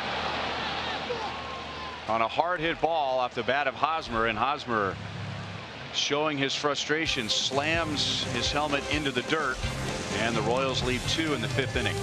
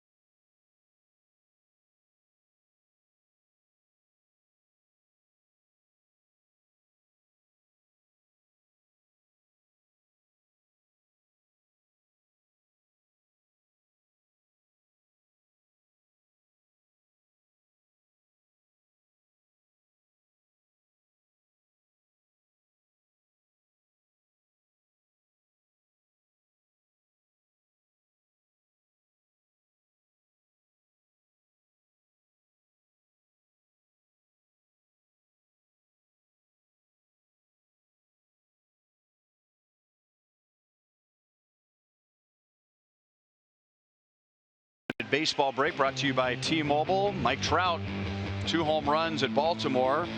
He and Edwin Encarnacion, the only with 25 or more the last 6 years. The Dodgers win again. They rallied late and beat the Tigers 3-0. So the Dodgers are 87-34. 53 games above 500. Runaway train. Mike Minor throws a strike to Jackson. Austin Jackson has walked and singled.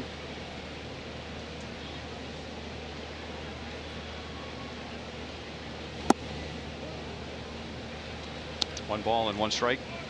The last time a major league team was 50 games over 500 was 13 years ago. The St. Louis Cardinals were 50 games over 500 on September 27th. Wow. The Dodgers went 50 games over 500 4 days ago. What did the Cardinals do in postseason that year? Do we know? Because I know it. You know, you can run away with the season, but when you get to postseason and you're not hot, then hang with them.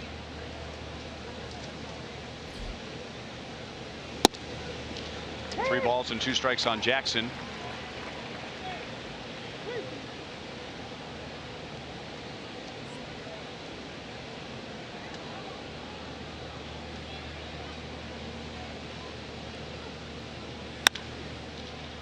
Two hops to Moustakas. Jackson is out for the first time.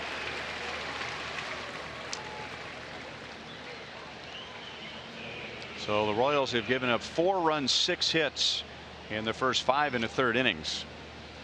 And these are the numbers in August. Now, keep in mind, on July 31st, so before all of this happened, the Royals had the 4th lowest team ERA in the major leagues. There has been so much focus on the offense this year that was a number that was overlooked. And that's the entire pitching staff. But in the month of August, the Royals ERA right now is the highest in the major leagues. They have given up the 2nd most home runs. They had allowed the fewest home runs in the major leagues through the end of July. So if you're a Royals fan, obviously that's an area of concern as we're getting closer and closer to the end of the regular season. But if you're looking for a reason for them to turn it around, for the first 4 months of the season, they had the 4th lowest ERA in the major leagues. It's there. It's just a spell they're in, and you hope the spell doesn't last much longer, because they're still in the race. Maybe not as much the Central title, but wild cards are there.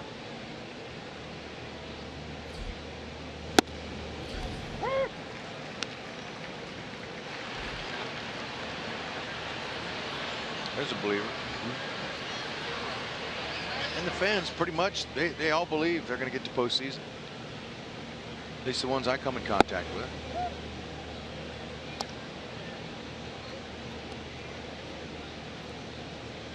One and one on Roberto Perez. He has the biggest hit for the Indians tonight. A 2-out, 2-run single in the 4th inning.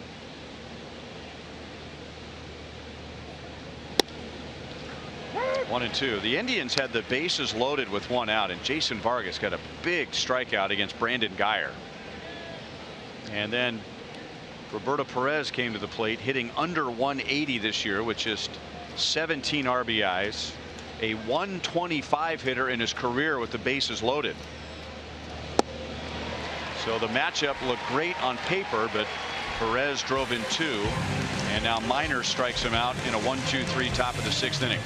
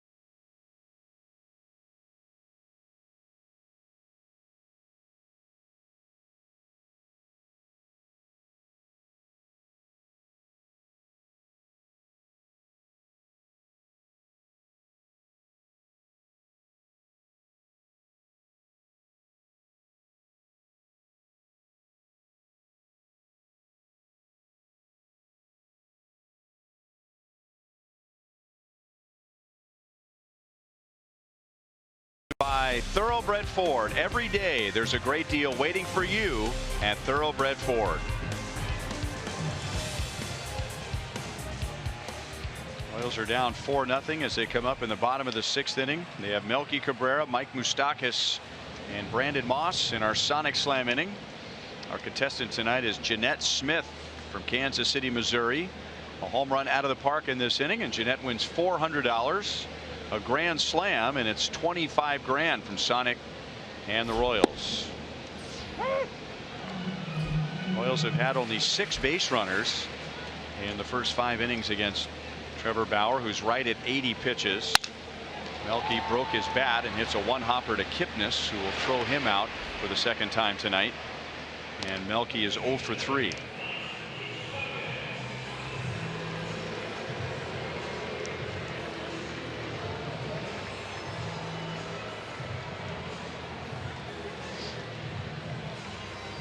Mike Moustakas struck out leading off the 2nd inning and then had a long at bat against Bauer in the 4th and ended up grounding out to the shortstop Lindor, who is over on the right side of second base.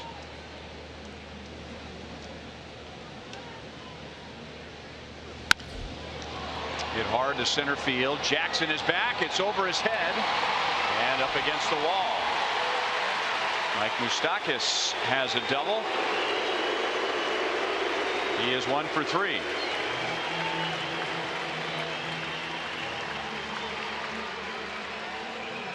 Good swing. I mean, that ball was driven long way. 410 straight away here at the K. Look at that. Great contact. Change up. Elevated. Jackson, the center fielder, turned and watched it.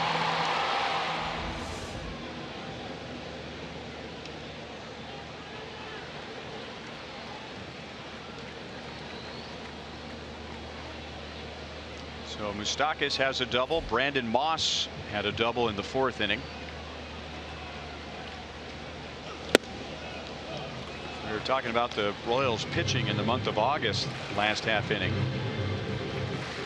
and how good they were for the first 4 months.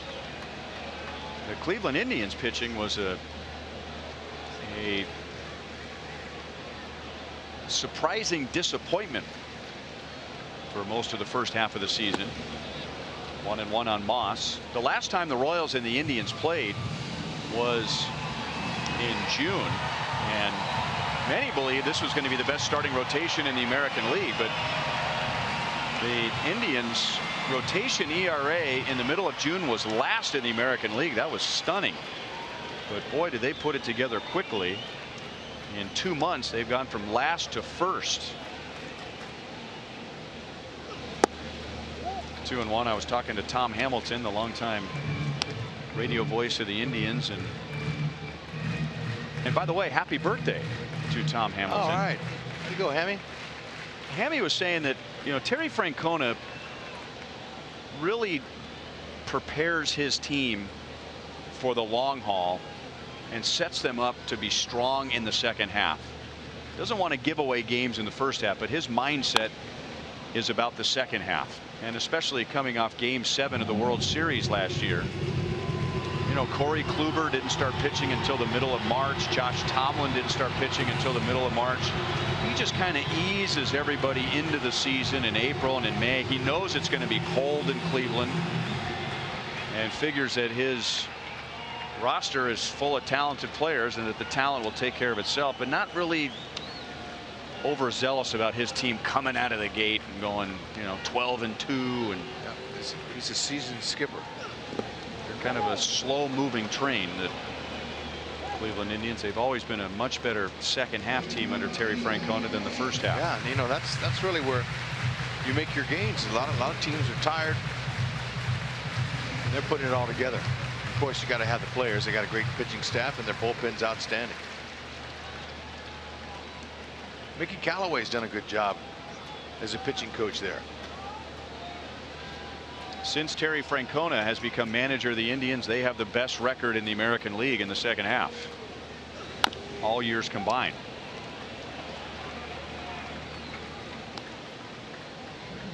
The Royals Royals, by the way, have the second best record in the American League in the second half since Terry Francona took over as manager.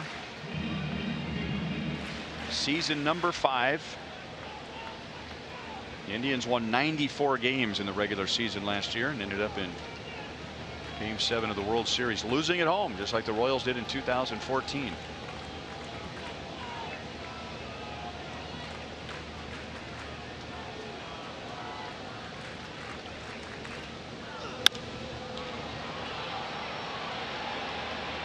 That will land in the seats. 3-2 on Moss.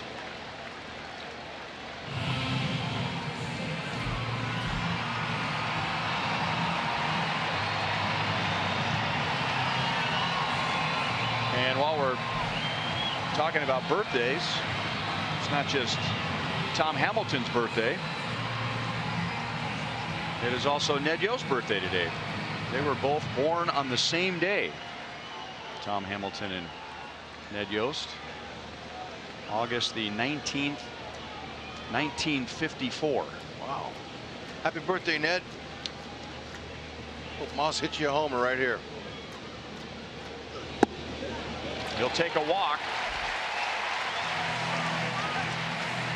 Royals had 1 base runner in each of the first 4 innings. They finally got 2 base runners in the 5th, and now they have 2 on with 1 out in the 6th.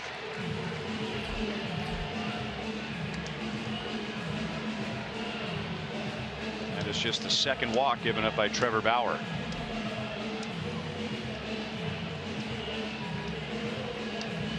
Got to mount some kind of rally.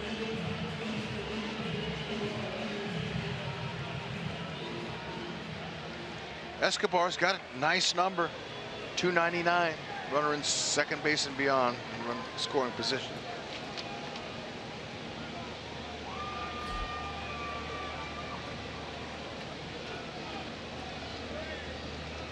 Roberto Perez was putting the sign down for Bauer, and he's thought, no, forget about that. Don't listen to me. Back off the rubber. Let's go through those signs again.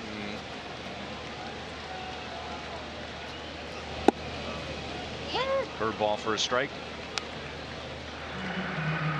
91 pitches for Bauer, and now Brian Shaw warms up in the Indians bullpen, and he may be joined by Dan Otero, or maybe Dan Otero is just delivering a cup of water for Brian Shaw to sip on in between warm-up tosses.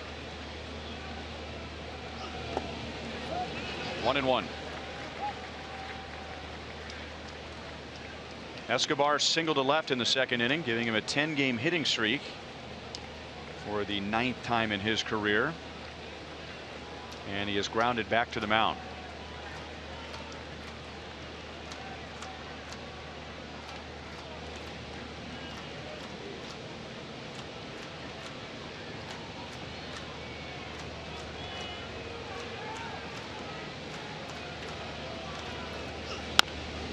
Breaking ball stayed up, and Escobar pulls it foul.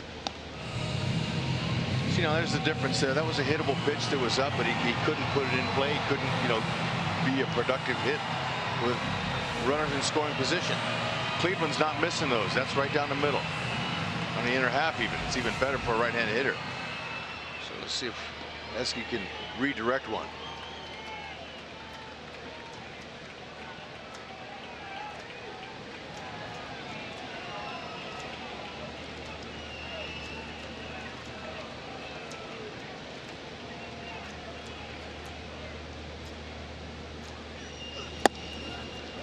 Two and two.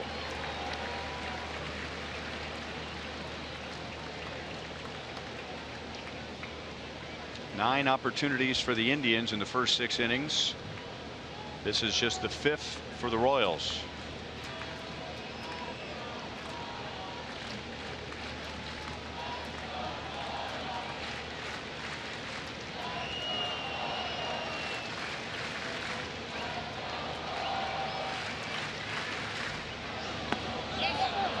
He did not go.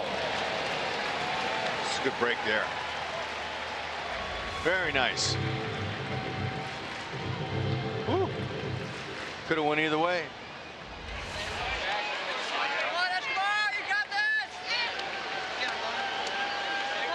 You can't escape the magic of Alcides. Clever.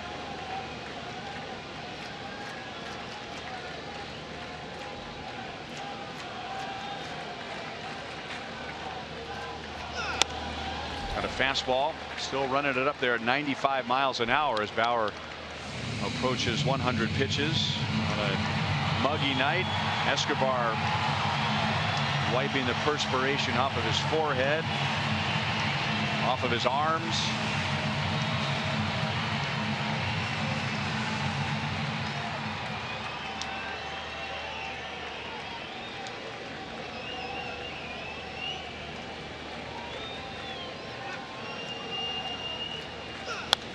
Another foul ball. That one in 96. Wearing him down. Bauer's last start was Monday, and he threw 116 pitches, which is a lot by today's standards. He also pitched on Thursday, just a couple of days ago, in Game 2 of the doubleheader. Terry Francona used him out of the bullpen. He threw only 9 pitches, but in his last start, 116. Escobar grounds it out to Kipnis. Out. 4-6-3. Royals will take a peek. They'll check in with Bill Duplessis to make sure Escobar was out. There was no protest from either Rusty or Esky. Don Wakamatsu says no challenge. And now the Royals have gone 13 innings without scoring a run. It's 4-0 Cleveland.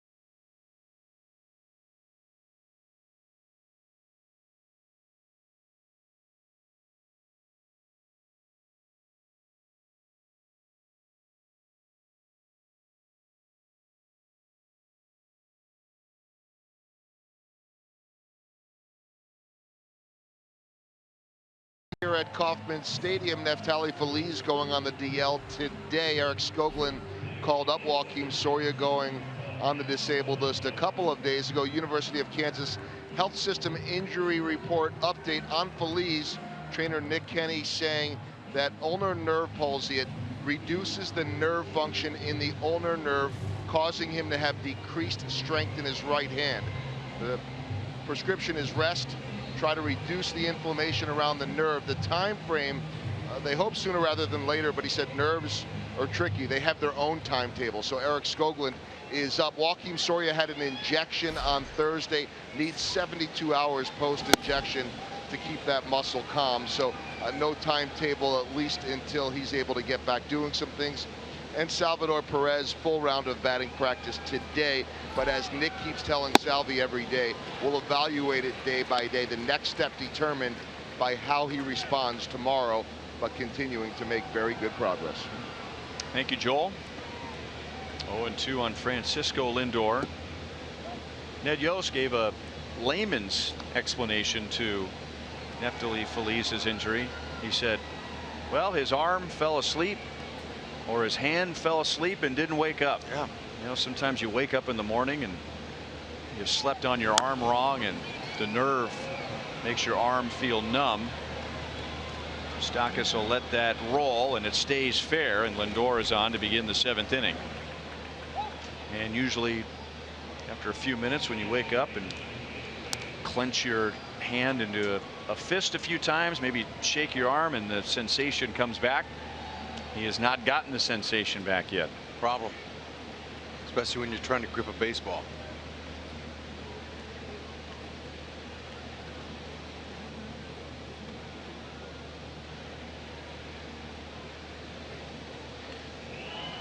This is Mike Minor's 3rd inning, his 2nd full inning. We got the last out of the 5th for Jason Vargas. All 4 runs tonight have been charged to Vargas.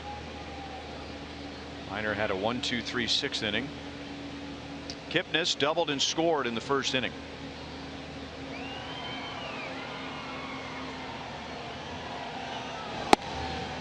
We need to clean up our sprint trivia question for tonight. We got them all but one. 7 different Royals have hit 320 or higher in a season. Eric Hosmer has a good shot at that this year. We have identified 6. George Brett, Mike Sweeney, Kevin Seitzer, Johnny Damon, Hal McRae, Willie Wilson. 1 left. How about Amos Otis? No.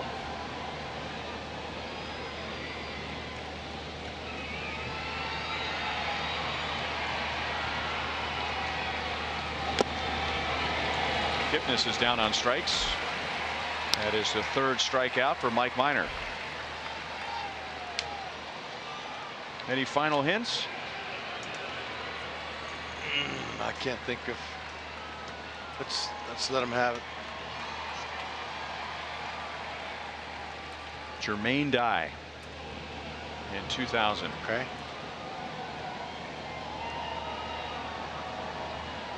I think I remember one detail from that 2000 season by Jermaine Dye. I think, and Holtzy will look it up, I think he became the first player in Major League history that year to have 10 home runs and 10 doubles before May 1st.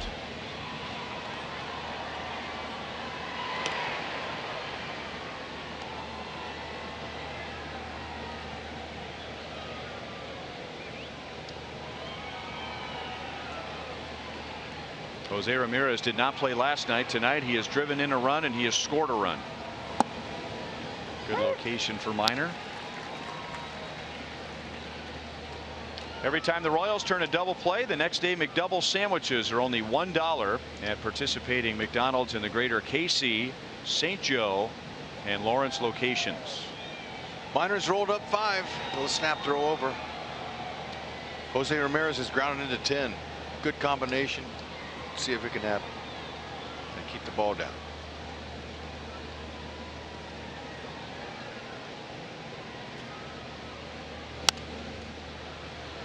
Oh, and 2 on Ramirez. Jermaine Dye in 2000 before May 1st had 12 doubles and 11 home runs. Wow, what a season, or what a May. And 28 driven in. And was hitting .388. Wow.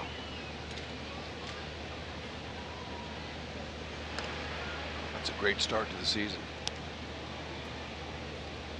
And the next year he was traded for Nafi Perez.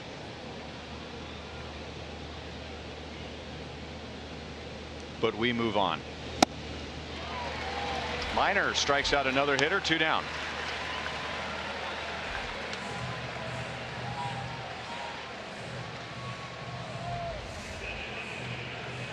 Look at that little dot. Slider. Missed it.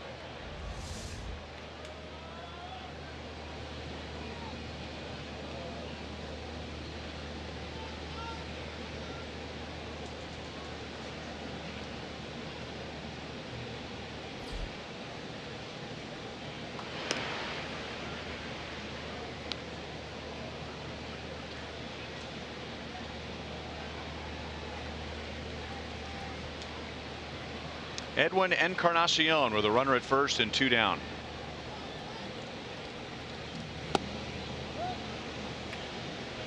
One ball and no strikes.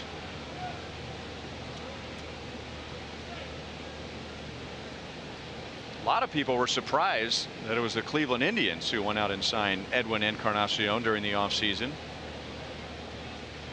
Yeah, they were, especially since Mike Napoli had done such a great job with him last season.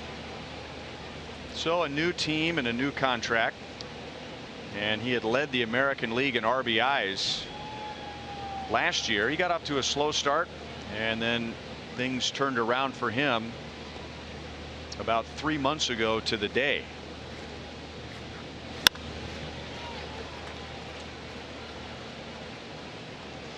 We just told you that Mike Trout has hit 25 home runs with 2 more tonight in Baltimore, joining Edwin Encarnacion as the only hitters in the major leagues with at least that many home runs over the last 6 seasons. Over the last 5 seasons. Well, Edwin Encarnacion is the only major leaguer with at least 30 home runs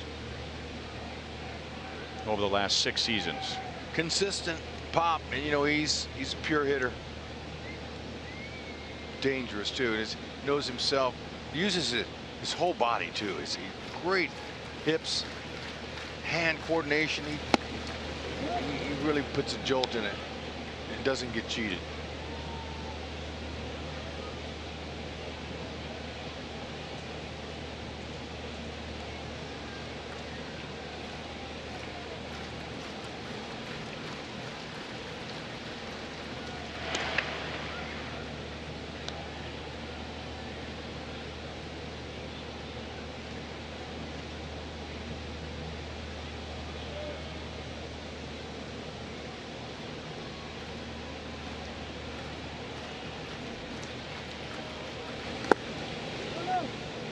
Three and two.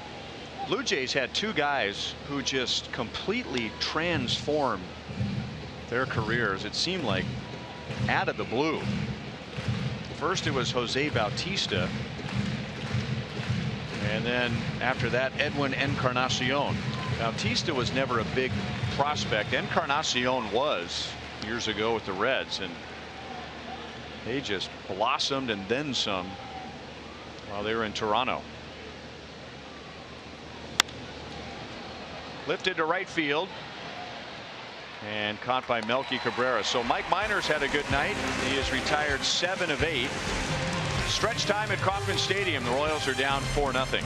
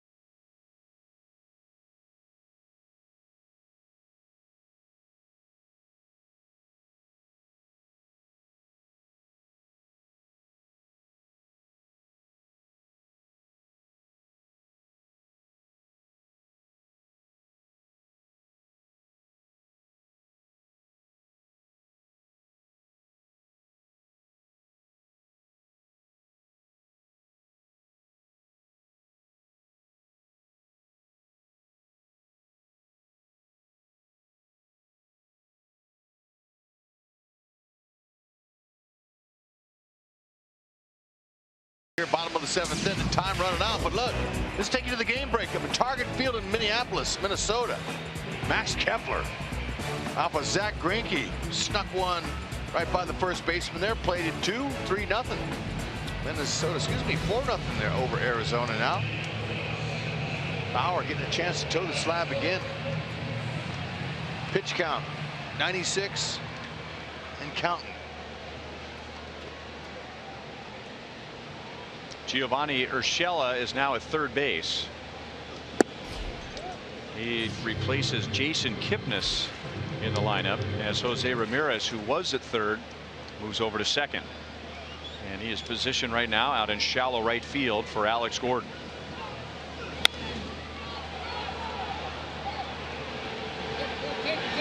Roberto Perez makes a play in foul territory.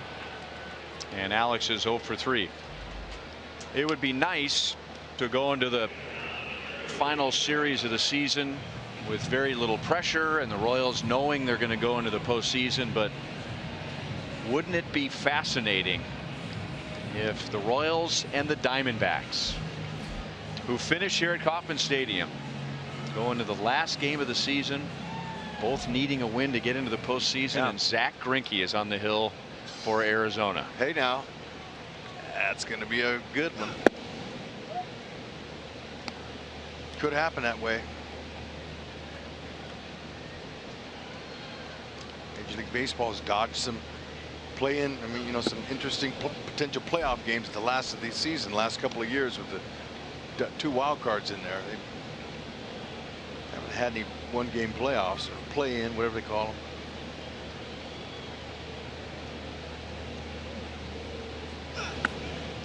Pitch number 103 is down and away. 3 balls and no strikes on Butera. Shaw was warming up as Bauer was working in the 6th inning. And he's just standing out there right now waiting for the call. With Jason Beret, the Indians bullpen coach.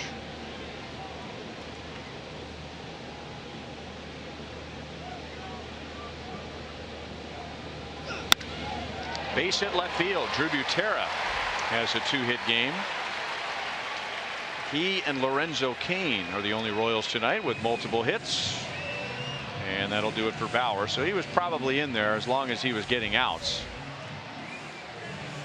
Good swing. Look at that. Nice one. He's got another one like that earlier in the game, just like that to left field. Very good. Get that bat head out there.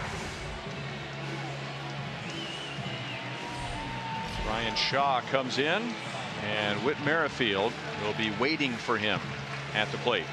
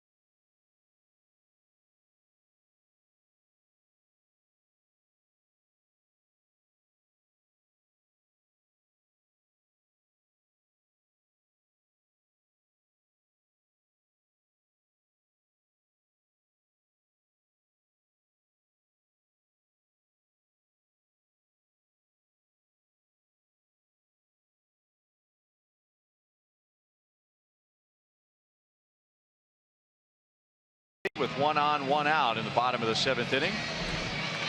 Get closer to the action here at Kauffman Stadium with our Royals Memories program. You can choose amongst a variety of unique opportunities, such as a photo on the field, watching batting practice, or delivering the game ball. All experiences are available for purchase each game exclusively through the MLB.com ballpark app. A lot of birthdays here tonight. Whit Merrifield is 0 for his last 23. That is the longest drought of his career. Yep. Why not break out with a big hit? And he tries to do it with a bunt. Shaw picks it up with his bare hand and throws him out. Butera moves up to second base. Would have been not a bad idea, but he's got to get it down to the third base line. Good try. Brian Shaw is our Chevy call to the bullpen. Okay, 3 home runs he's given up all to right-handed bats. Doesn't mean a lefty couldn't do it.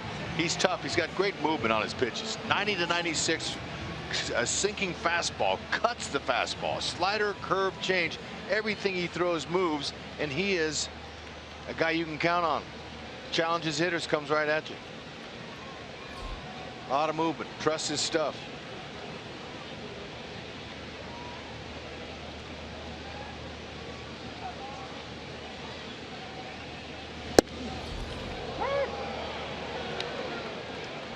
Strike on Lorenzo Cain, who has doubled, walked, and singled. Indians are looking to become the first team in the majors with 3 different 12-game winners. How about that? You got Kluber, he's got 12. Carrasco's got 12, and hopefully it doesn't hold up here, and Bauer won't get his 12, but it's pretty impressive. Butera goes to third with 2 down. That's a wild pitch. Locane, here he is, right field. Gap. Oh, had it off the end of his glove. Up the middle, beautiful swing, solid contact. You can stay hot. Drive in a run. And now it's been changed to a pass ball, getting Butera to third. Thank goodness for the netting above the Royals dugout on that swing. Ooh.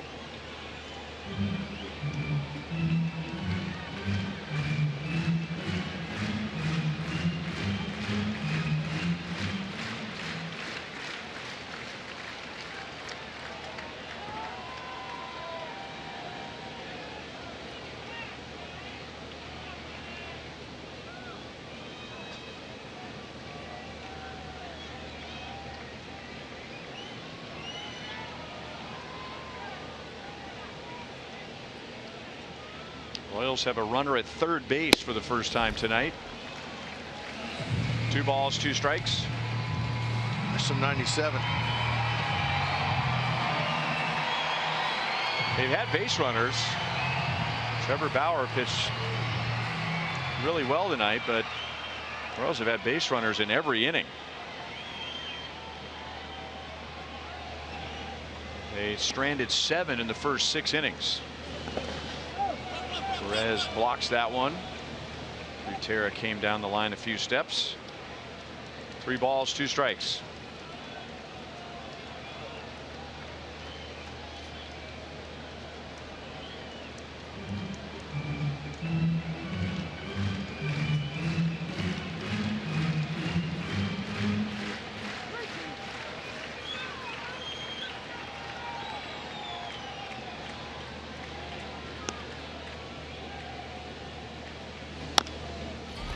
Chop to third. Urshela just in the game for defense and makes a good defensive play to get Cain.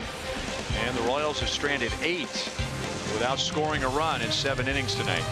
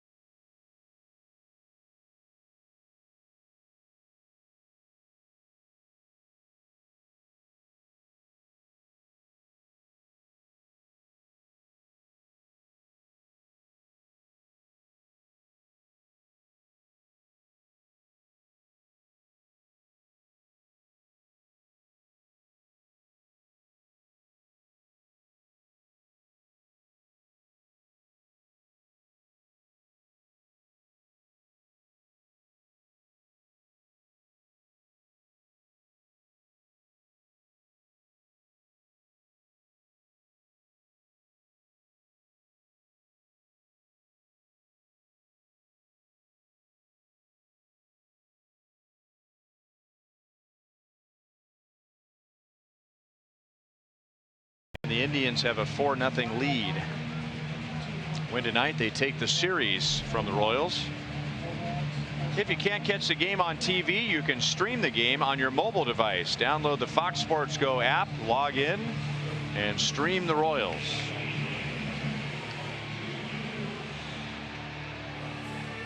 Brandon Maurer will get the 8th inning. He's on in relief of Mike Minor, who pitched 2 1/3 scoreless, allowing just 1 hit, and Minor struck out 4. See if he can harness that great stuff that he has. He's got a tremendous fastball. He's 6'6", 230. He'd like to use that downhill plane. ERA a little bit up there. Mid to upper 90s with the fastball. Slider, changeup. Has a slider that breaks straight down. His changeup's effective too.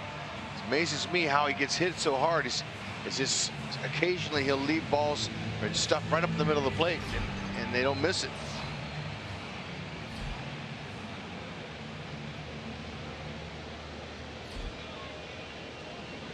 Jay Bruce leads off.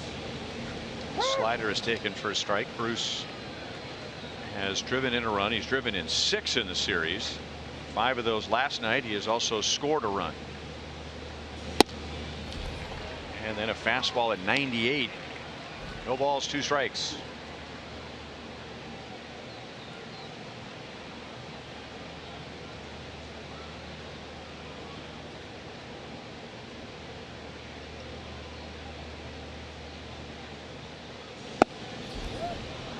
One and 2.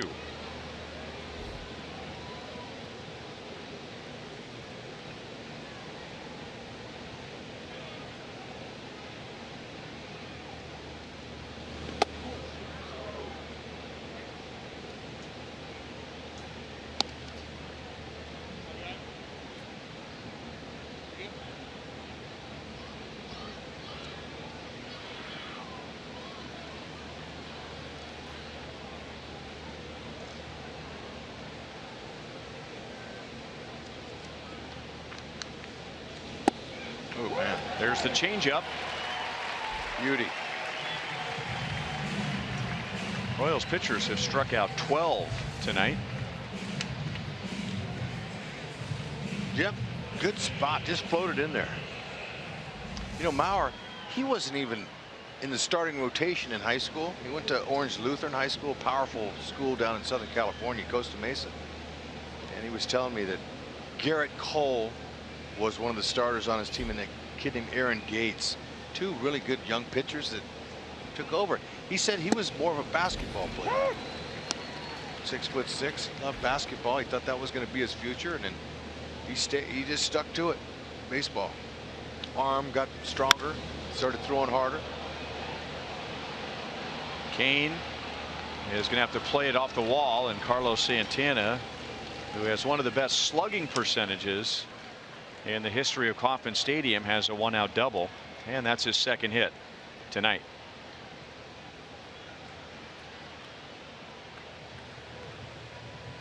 Locane, great route.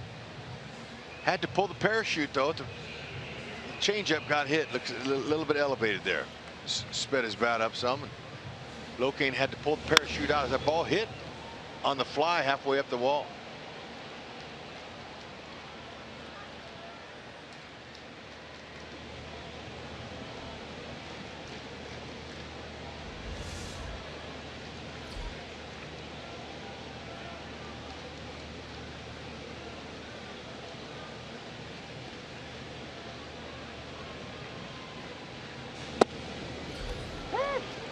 Strike on Austin Jackson.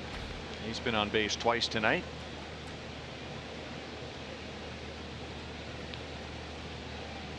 He is hitting .320.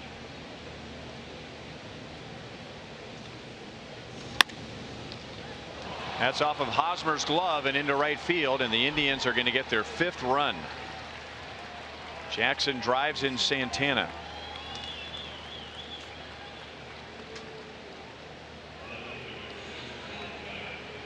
A single and an RBI for Austin Jackson.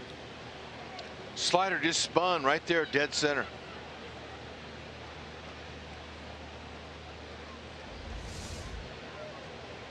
Bradley Zimmer will run for Austin Jackson.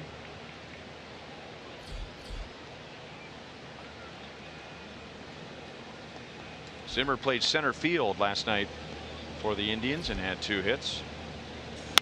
Now Geyer grounds it to Moustakas off of his glove. That took away any opportunity for a double play, but the Royals still get an out. Geyer is 0 for 4, and now Zimmer's at second base.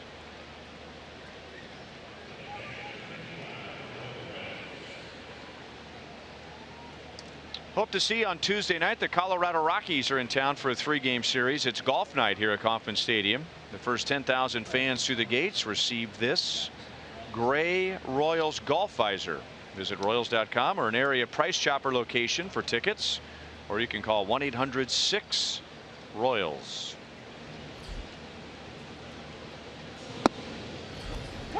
Fastball strike on Roberto Perez. He has driven in 2 tonight.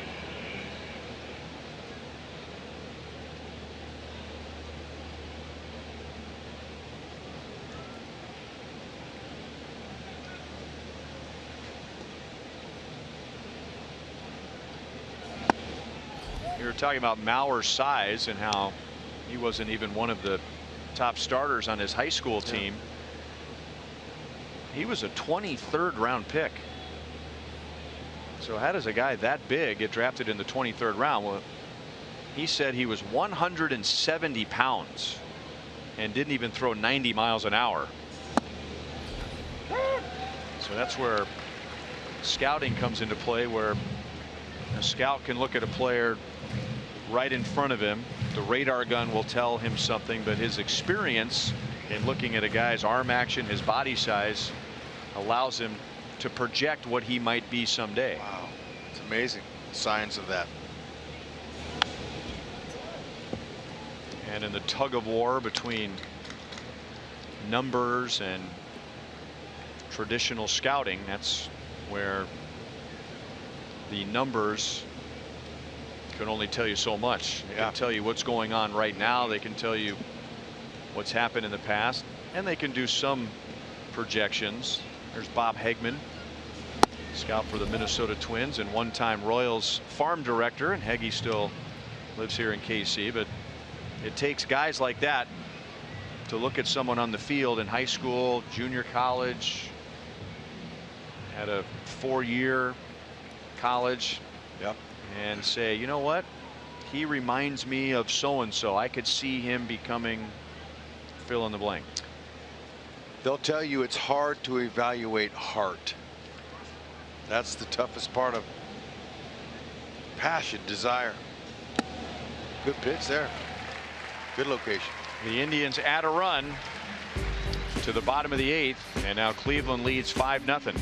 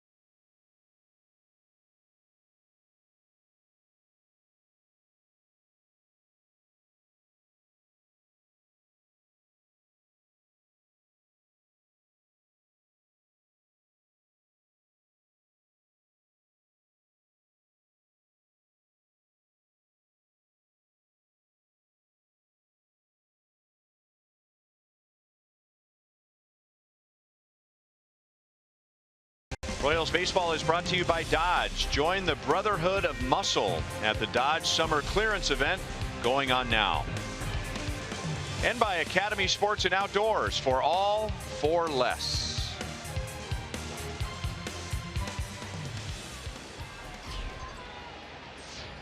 (5-0) Indians. Royals have not scored a run since the second inning last night. Bradley Zimmer ran for Austin Jackson in the top of the 8th, so he stays in center field. The Royals have gone 14 innings without scoring a run. 1 ball, 1 strike here against Brian Shaw. And Hosmer twice has had hits and RBIs taken away from him by Indians first baseman Carlos Santana.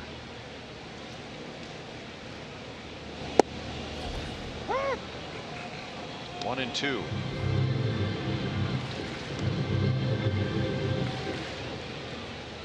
One-time Indians catcher Carlos Santana.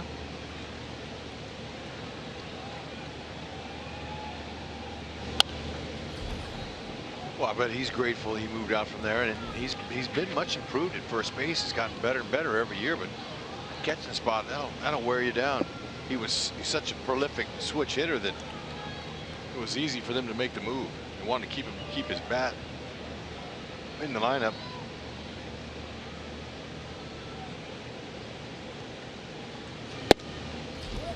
Two balls, 2 strikes.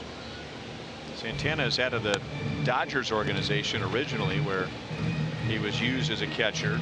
Didn't have great catching skills, so they tried him at third base, played some in the outfield, and then moved back to catcher, and then he was traded to the Indians and was seen as the heir apparent to Victor Martinez, who was traded away to the Red Sox, and that opened the door for Santana, who at the time was also a switch hitting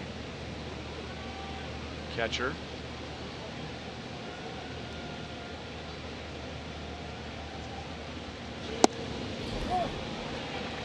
No swing. Hosmer's on for the first time.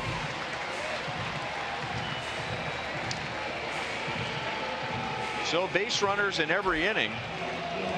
Royals have no runs, 7 hits. They have received 3 base runners by way of a walk, but they had a double in the first, a single in the second, a walk in the third, a double in the fourth, 2 singles in the fifth, a double and a walk in the sixth, and a single in the seventh. No big hits tonight so far. Got to get that big hit. Melky Cabrera has grounded out to the right side 3 times. He has grounded out to first and to the second baseman twice.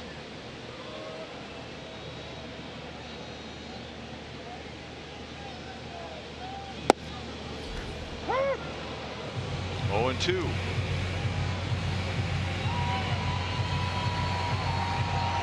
Those are the milkmen, and then they've been rotating a lady or 2 in there tonight. I've noticed. It's the honorary milk lady. And the gal on the far right who was waving her hat, there she is. She was sitting next to the milkmen for Melky's first 3 at-bats, and he grounded out. So now the gal in the white t-shirt's going to get a shot. He's going to try to change the luck around. I like that. Nope, he didn't. Oh, I didn't see him go on that. Call was made by third base umpire Ron Kolpa. Well, so she's out of there. Yeah. She's got to go. See if he went.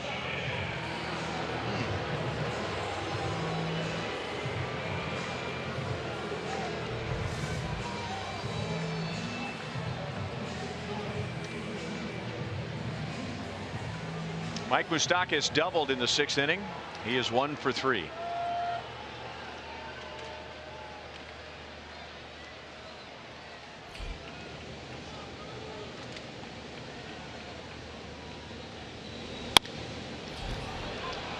That is the third baseman Urshela to the shortstop.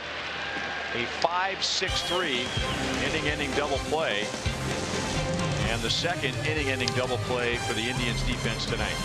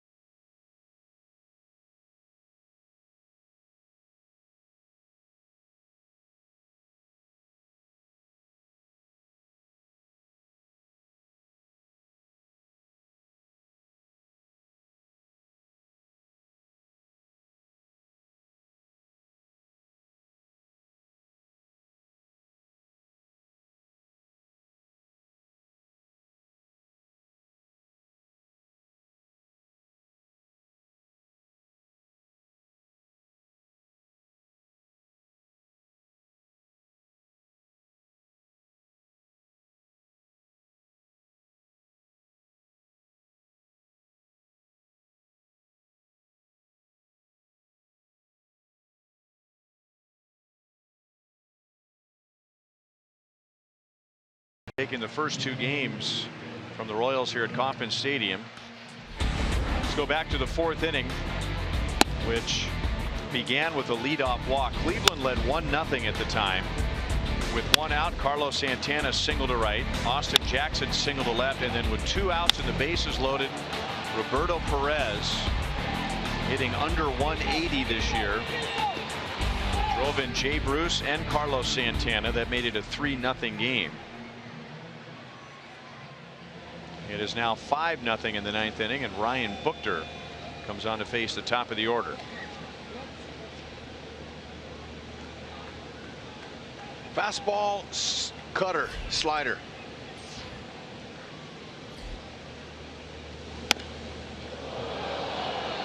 The bat went farther than the ball. The bat went into the camera well.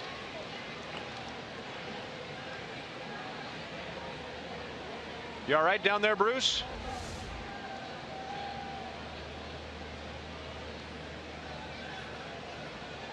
Whoops.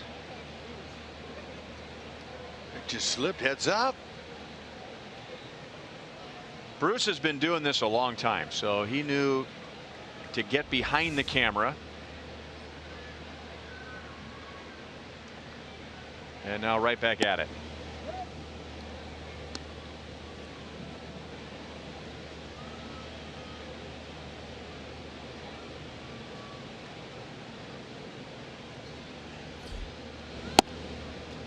Two balls and 1 strike on Lindor.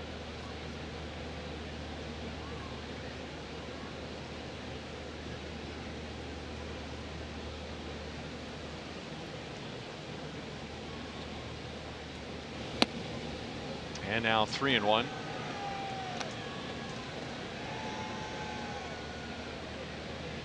We were talking about Brandon Maurer last inning and how he was a 23rd round pick. Ryan Buchter was a 33rd round pick 12 years ago out of a community college in New Jersey. Oh. Made his big league debut 9 years later. Moustakas, a backhand play, and in the dirt. Hosmer bails him out. One down in the 9th inning. Moose making a lot of plays tonight. Another hot smash, 2-hopper. Nice little easy backhand. Finds the seams, gets on top. Easy pick. When that ball's thrown over the top like that, there's no extra tailing action to it.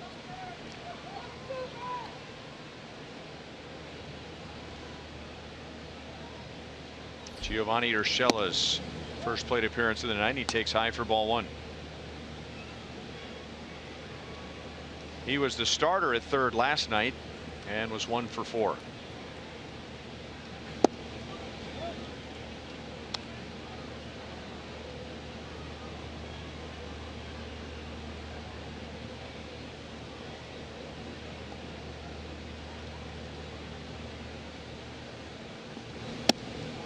We were talking about how skinny Brandon Maurer was in high school.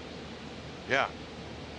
Ryan Buchter grew 6 inches before his senior season of high school, so nobody really paid much attention to him as a sophomore or a junior.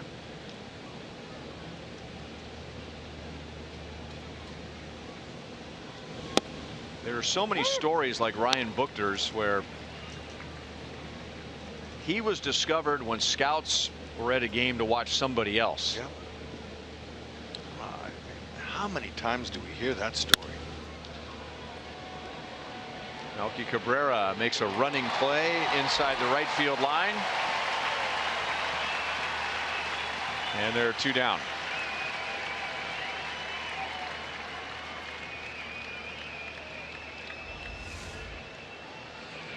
This wasn't easy. It looked like to me it was going to fall in there, but Melky's able to show some late burst of speed there, to the delight of the milkmen and women.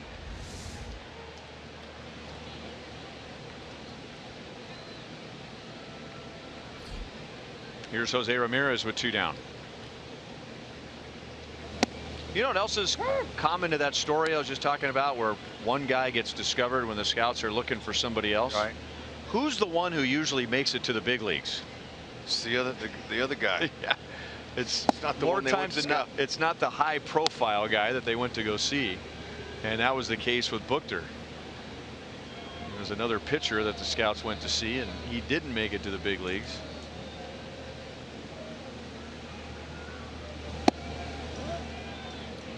Two balls, 1 strike.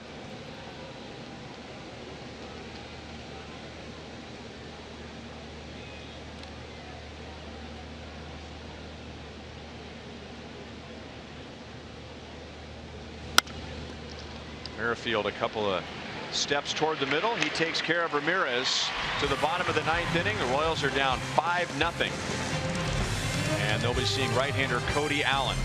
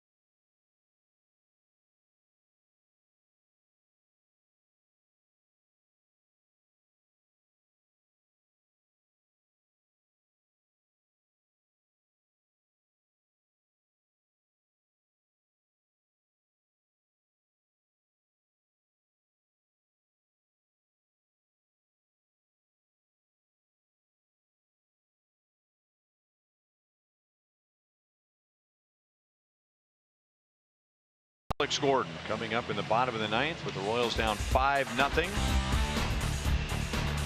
Tomorrow's afternoon game, Jason Hamill will go up against Danny Salazar. The last time the Royals faced the Indians, Danny Salazar pitched so poorly that the Indians sent him to the bullpen. He has a 3.92 ERA with 123 strikeouts. So Hamill and Salazar tomorrow. We hope to see you here at Kauffman Stadium as we have another family fun day Sunday. Let's go to Joel. Well, and he, like Corey Kluber and Trevor Bauer, are strikeout pitchers, although they haven't necessarily struck out a lot of Royals. Coming up on Boulevard Royals Live, we know this much: Tribe pitching has absolutely frustrated the Royals. Jeff Montgomery will break that down. We'll hear from Ned Yost and get you ready for Jason Hamill and the Royals in the series finale. That and much more coming up on Boulevard Royals Live. Thank you, Joel. Cody Allen throws a strike to Brandon Moss. 1 ball, 1 strike.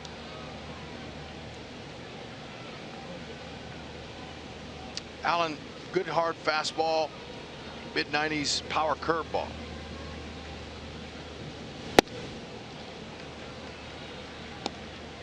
One and 2. Moss is doubled and walked.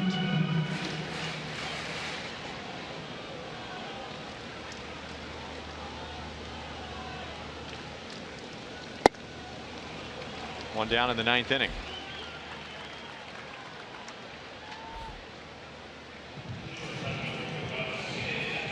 Allen has saved 21. So Terry Francona's getting him some work tonight in a non-save situation. Cleveland Indians have the lowest overall ERA, the lowest ERA from a starting rotation, and the lowest ERA for a bullpen in the American League. Santana into foul ground with Ramirez behind him, and it's Santana for the 2nd out. And Escobar is 1 for 4.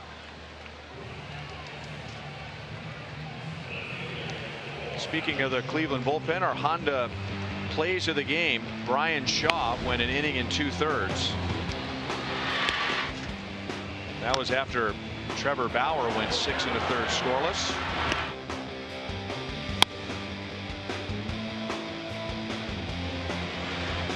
The Indians have turned 2 inning-ending double plays. And now 2 outs for Cody Allen and strike 1 on Alex Gordon. Batting average has dipped below 200.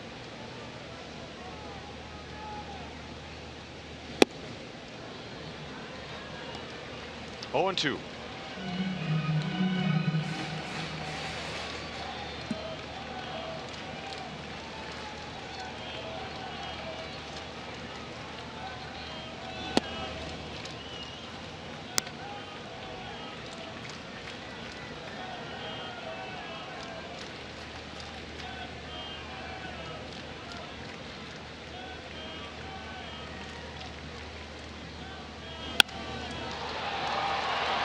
To left field and deep, and Geyer is there before slamming into the wall to end the game. So the Indians have won the series as they shut out the Royals tonight 5-0. We'll be right back.